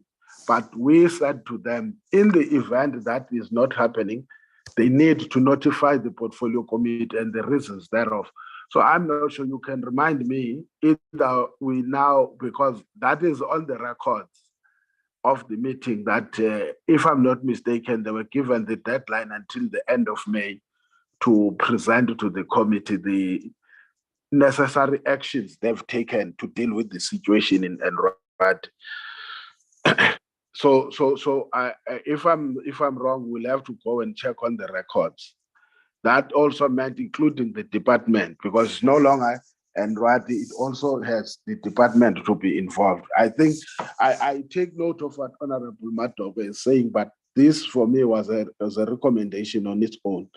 The last issue, honorable members, that it may, I don't know where it comes in, whether it should come in under conclusion or under recommendation, was the issue when we said, due to the time factor that we were given to deal with all these issues in terms of the annual performance plans and so forth, we need to have at least a 3-day exercise going through all these reports so that we can satisfy ourselves that we're dealing with the necessary issues, and also we are able to stick and ensure if those recommendations that we have made, they need to be refined, then we refine them. But because we're not satisfied with the time factor, we said we will have to set aside at least a 3-day session that will go through the submission.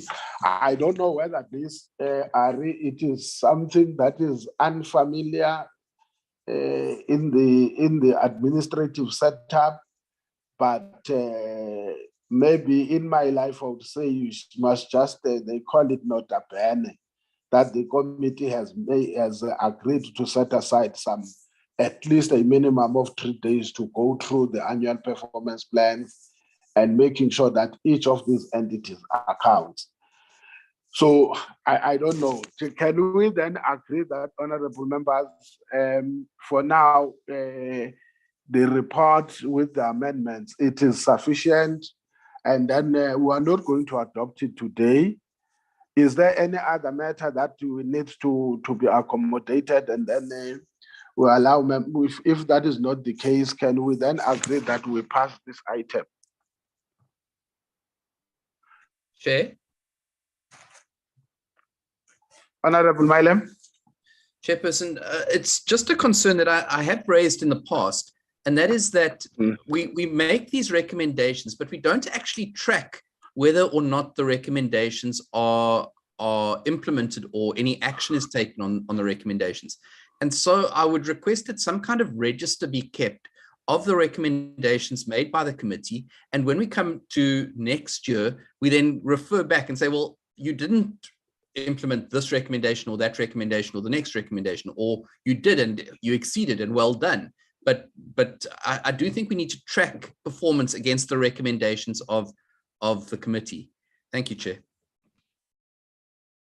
Okay, I thought you were saying we did not. I was going to say, don't be unfair to yourself and your committee. Remember, after we did the PRRRs, all the items that we were putting are items that were emanating from the PRRR recommendations, even the previous one. But I take note of what you say. From time to time, we must get progress report. How far are we with this particular recommendation? And I think, Ari, it's one of the systems that even in our legacy report, we must suggest. One thing that is good, I think we agreed in this committee, was that when we make a recommendation, we have to deal with that as an item until it is finalized and is a report.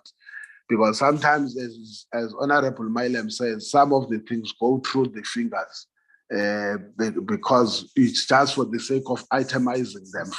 It's not just itemizing them, there has to be a conclusion. I think that's the point, Honorable Milem, you are saying that there has to be conclusion on all the recommendations from the day we make to the day we ensure that they are implemented, to the day we ensure that there's progress given until that recommendation has been concluded in one way or the other. I think that's the context we are talking about now. Do I get you correct? Yes, Chair, you did. Okay, thank you. Okay, can we go to the next item, honorable members? Ari?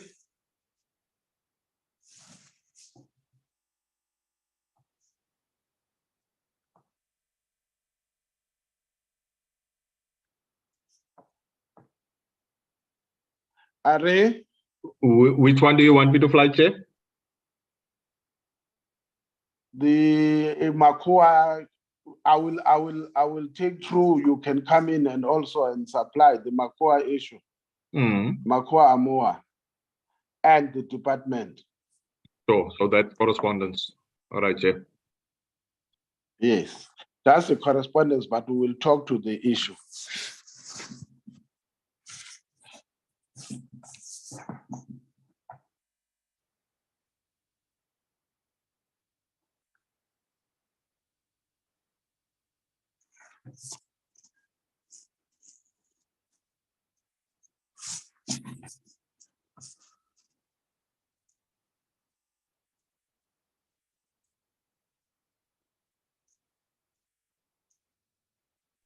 I'm just getting the documents quickly, Chair.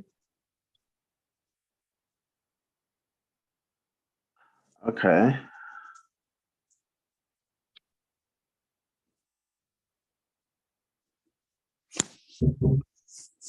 So this was the correspondence that was received from the department after their engagement with the MACUA and WAMUA, Chair. The correspondence was sent to members. When was it? In February, March, to members. So yeah, so you want me to go through the document or what, Chair? The last time we went only through the resolutions of the recommendations from the department side on what they agreed to during this meeting in November 21.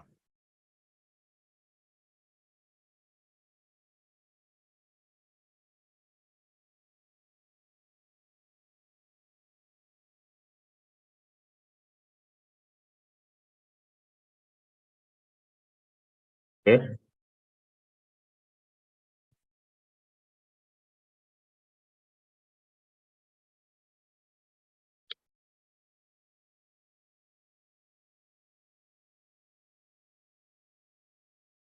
Are you in again, Chair?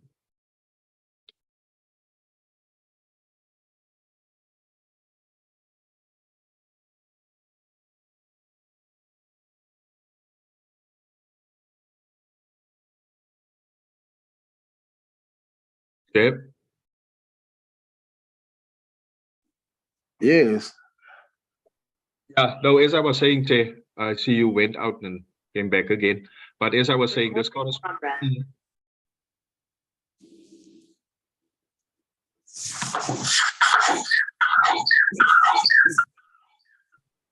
Are you in, Chair? Oh, okay. Now, as I was saying, this was the correspondence that we received from the department after our engagement with MACUA and WAMUA. We had they briefed us in August 2022. And then one of the recommendations in that report was that they must meet with the DMRE must set up a meeting with them, a workshop type of thing. And they had that apparently on the 21st of November, 2022. And this correspondence, as I've indicated, was sent to members during March. And during that meeting, we've highlighted the resolutions that was taken during that meeting between the engagements of MACUA and the DMRE. So at that meeting, we only went through the resolutions of the meeting between DMRE and MACUA. So I don't know if you want me to go through it again. Okay. I think we will also confirm that. I think we have to confirm that there was an engagement. There was a correspondence received from MACUA. Subsequent after the meeting that we had with as a portfolio committee. Remember, the portfolio committee did not discuss the report of the department. We agreed to refer that report to MACUA to confirm whether that meeting did take place or not. Yeah. And then subsequently, I thought it is necessary to highlight then the response that came from MACUA.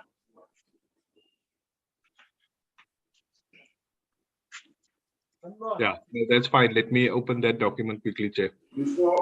Before. Yeah.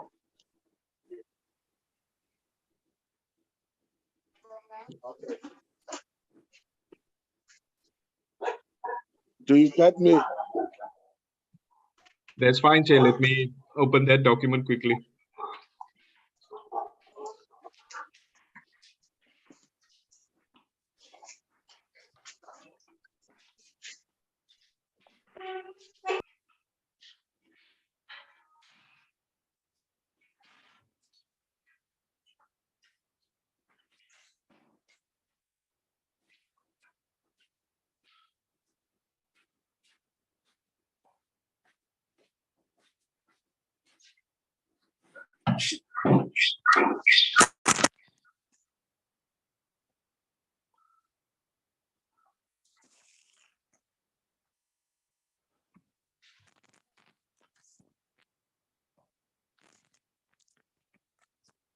Yeah, so there's the letter, Chair, which was also sent to members in March.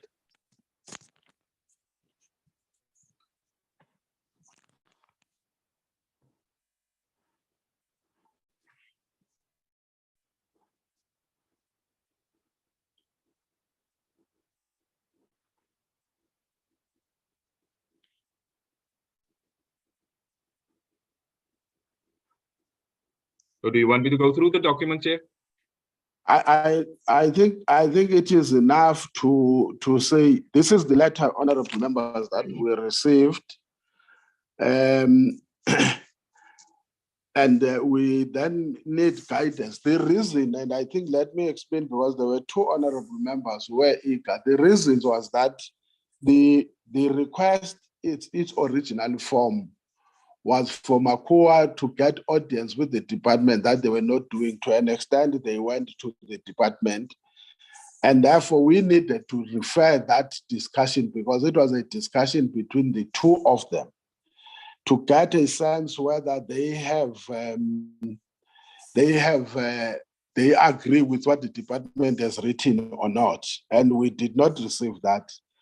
But when you look at the correspondence that they have sent now, even after so many meetings we have had with them, it's still rehashing the old things, and it's full of inaccuracies. and I think we can go deeper if members want us to go through that.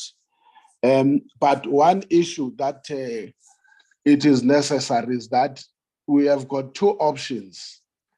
And I think the staff can help if it likes. The first option is, in light of the report by the department that they have met with O, to ask a similar response from them. They have met with the department. What has been the outcome? If then there is an agreement, because what we can't do is to invite one and talk to one and not allow the others, and then say they must also give us a written submission on the outcomes of their meetings with the department, and then deal with that issue. The rest, if members want us to deal with the contents, I don't think it will help us to go anywhere. For an example, the issue of, we explained, I don't know, 3 or 4 times, and they all seem to be understanding that the issue of oversight, it's a duty of the committee. And when the committee issued that oversight notice, it issued that oversight notice to those that it needs to perform its duties. It is the same way we will issue an oversight notice, a notice of a portfolio committee meeting. But that portfolio committee meeting is open to members of the public. It doesn't mean if we are visiting Lily Mine, as an example, we then need to check or tell anyone. We notify those that are responsible for us dealing with the issue that is relevant at that time. So that's not public participation, that's oversight, responsibility of the committee. Hence, only those that will be invited by the committee to help it on what it seeks to understand can happen. It becomes different if that oversight is undertaken on a request of a member of the public or an entity or any structure of society. Even in that case, that matter, when it is handled as a matter of the portfolio committee concern. So even visiting Jagersfontein, there is nothing that said in Jagersfontein, when you go to Jagersfontein, you must invite people. But I think we can take through some of those issues at a later stage. At the end of the day, we need to give a report to the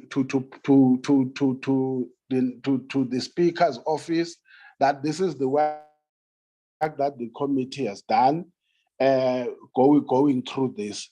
So I will need your guidance whether we invite all of them. Maybe they will raise those issues if they've got other issues they want to raise in that regard, or when we receive the respective responses in relation to their meeting, then that issue can be dealt with at that level. I need guidance from you, honorable members.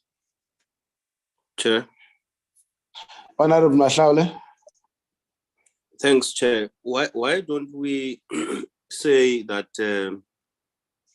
because we had asked the department and MACUA to meet, we set a date where the department must come and give us a briefing on how their meeting went, and probably outline the future engagements that they plan to have, so that we avoid being a mediator of their relationship on a daily basis. So if we get a comprehensive report from the department to say, we have met with MACUA, this is what our engagement was, and this is how we thought our relationship with them should proceed. And if MACUA feels like they want to respond to that letter or whatever presentation they would have made, we ask MACUA to do that in writing to us, and then we look at whether there is a need to mediate in their relationship, because I think the initial letter we got from the Speaker, which they wrote, most of the things that we were asked to do, we have done. It's now between the department and MACUA. Thank you. I saw the hand of Honorable Malinga. Thank you very much, Chairperson. Greetings to yourself and members of the Portfolio Committee. Actually, Honorable Mahlaule has said what I wanted to say. I myself, Chairperson, I am hired to be the mediator of MACUA and the department. And it's surprising that MACUA, I think they are abusing the platforms where the community can complain and what. You know, these people, they are so disrespectful to us even when we conduct our work as members of the portfolio. Who protects us as members of parliament from being abused by MACUA? But I agree with what Honorable Mahlaule has just said. Let the department find a date, deal with MACUA. But us, all the time, we are shop stewards of MACUA. Hi, Corona. Thank you very much, Chief.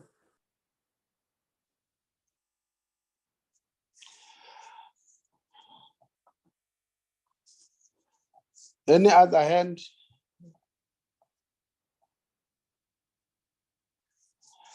Ari and Ayanda, can you help us on the necessary procedure, or can we take what Honorable Mahlaule says and then say we look procedurally how do we factor it in with regards to the rules of fairness and look, I think we might be in the same boat. My only issue, Honorable Malinga, was that That was exactly the reason I decided last time we said, no, let's forward the report of the department to MACUA. And we expected MACUA to say, look, yes, we have met with the department, we have addressed these following issues, and we don't agree with this, what they are saying, and that they are saying. Unfortunately, they never responded to that thing. They then rehashed what they had presented initially before without saying on those things that they are raising, what was the outcome of the initial meeting.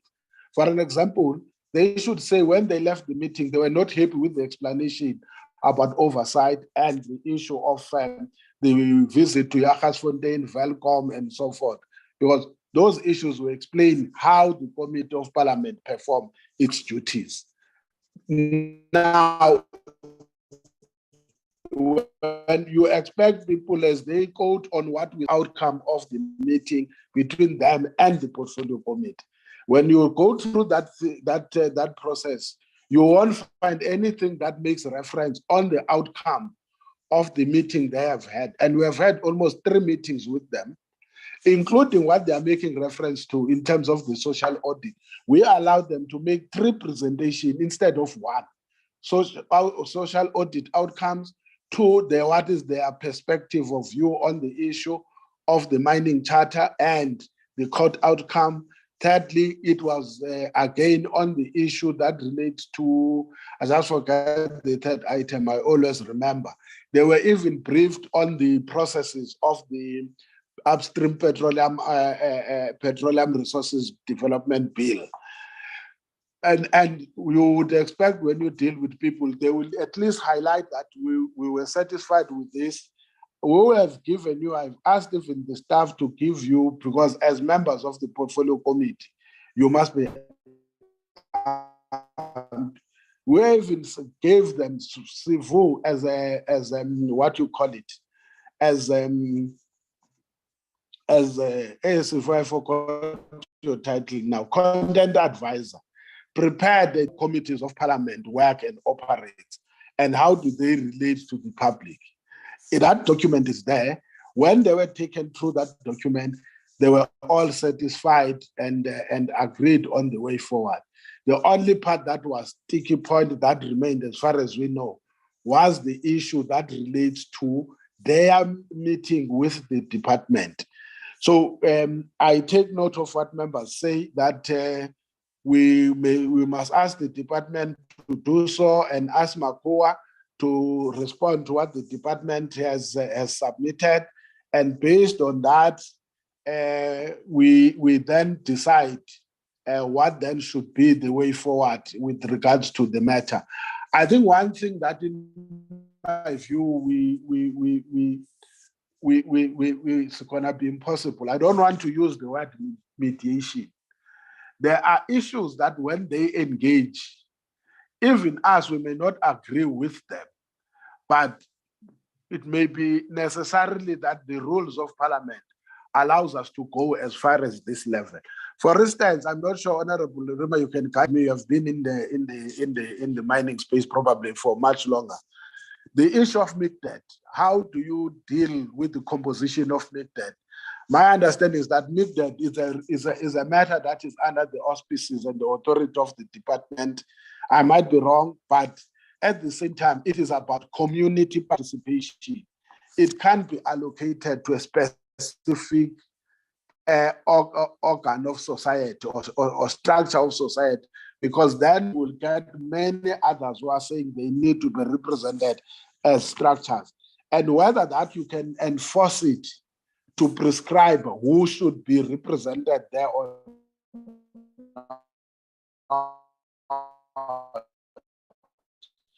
I don't think, for me, the MPR, I would be guided by members. The reason we didn't want to ask the department alone was that if the department has responded and we get satisfied, now we will be correctly accused that we only took one side of the revising, that ask the department to give us a report. Maybe we may do simultaneously and say both of them, they must submit a report on the outcomes of their meeting, or their meetings so that we don't facilitate. And based on that, we look at whether are there areas of differences and whether it warrants us to consolidate a report and submit to the Speaker's office, or we have a last round meeting that will clarify issues on both sides, and then we compile the report, we send it to the Speaker's office. And we agree that we will see procedural how do we handle the matter if members allows us, but the department will still ask, and also MACUA will ask them to submit in writing the outcome of their meeting. Can I take it that there's consensus? There's consensus. Honorable Jobeka Makeke. Yeah, greetings to you, Chairperson and honorable members. Yes, we support that. I think the committee has got consensus. We think we can move on that direction. Thank you, sir. Okay, thank you very much, honorable members.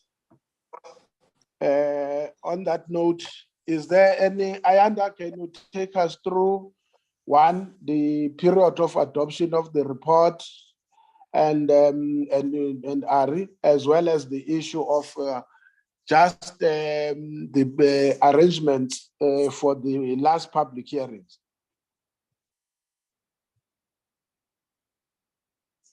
Just on the consideration of the report, Chair.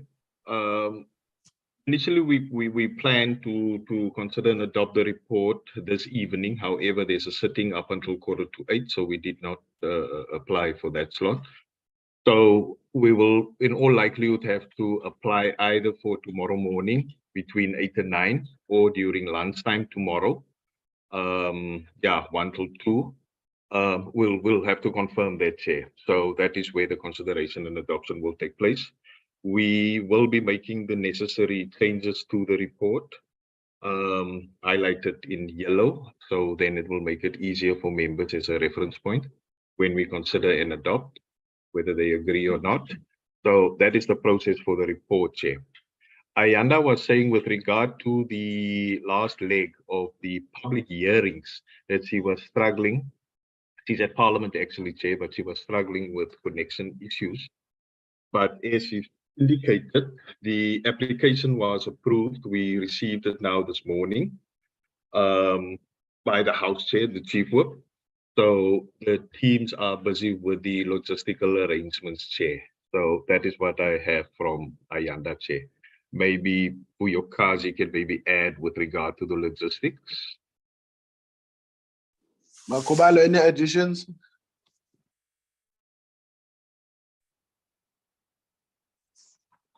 Is she in the meeting for starters? You see, once you think that you are not relevant in the meeting and you don't present yourself, Makubalo is not. No, it is. It's Makubalo. Yes, Chairperson. Any addition on the logistics, on the preparations for the public hearing? Oh, okay. So far, Chair, my application, I've done the changes because of parliamentary program that has changed. So I had to ask for new codes. Yesterday, I've done the amendments. Now the application is with Mr. Manenze. I just spoke to him now. He was checking the application, and then after that, it will go to Ms. Giba and then Ms. Beck. But probably today it will be approved. I've secured the accommodation. That's it for now, Chair. Now I'm going to Parliament to check the documents. For now, that's what I have. Now we will have, I just want to confirm, it's simple. Honorable members, we are left with the last 3 provinces.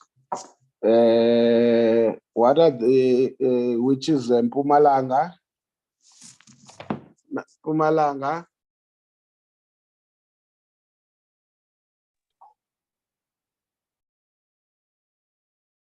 Chair, you are muted. You are speaking to me. I'm saying, oh, sorry, honorable members. I'm saying we are left with, we are doing the last 3 provinces. That is Mpumalanga, then Northwest, and then Gauteng.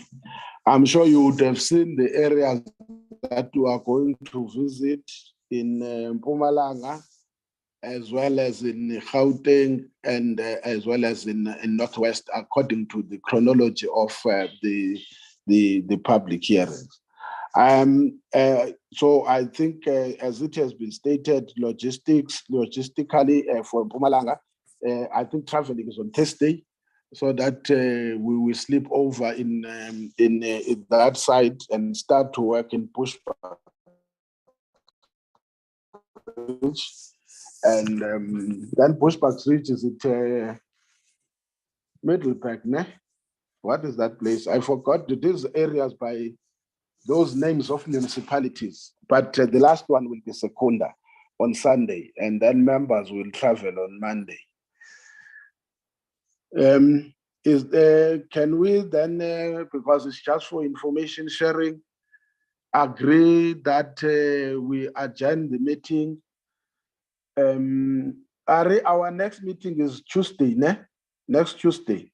It's Tuesday the 9th, yes, Chair. Look, I'm still confirming with the Office of the House Chair. There's mini plenaries starting at 10 o'clock. Okay. So I'll just have to confirm with them whether we can schedule meetings, and that meetings relates to the long-term operations of the Kuburg nuclear power plant, Chair. So yeah, so we'll have to confirm with the Chair. Can we, if there is, whilst members are here, can we, if not the case, there is a plenaries, can we at least find time to, whether it's for 2 hours or so, one, deal with the issue of the program for the third quarter, as well as the correspondence, because there are issues that some members have written to the portfolio committee for its attention. Can we at least try, honorable members, we will plead with you, we will try and see whether we can use, let's say 8 to 10, if the plenaries are starting at 8 to quarter to 10. I know there are other members with disadvantage, but many plenaries are virtual, or we check, even if it's on a Wednesday, it's not ours, maybe we can plead the Wednesday between 1 and quarter to 3, because most of the time Wednesdays they start at 3. Just to at least to finalize the issue of the program for the third quarter, as well as correspondences that have been referred to the portfolio committee for its attention. Amongst other things, some of those, they also may warrant that be considered either for the third or the fourth quarter. Can we, with that, honorable members, can I declare the meeting adjourned? Can you stay behind, Chair, please? Nyangvume, do you allow me? Let me declare the meeting adjourned. Thank you, honorable members. Those that are attending the public hearings, let's meet at the public hearings on Thursday or Friday. Thank you very much. The meeting is adjourned. Only the staff is being requested to remain behind, and myself. Thank you, Chair. Recording Thank you, stopped. Chairperson. Thank you, Chair.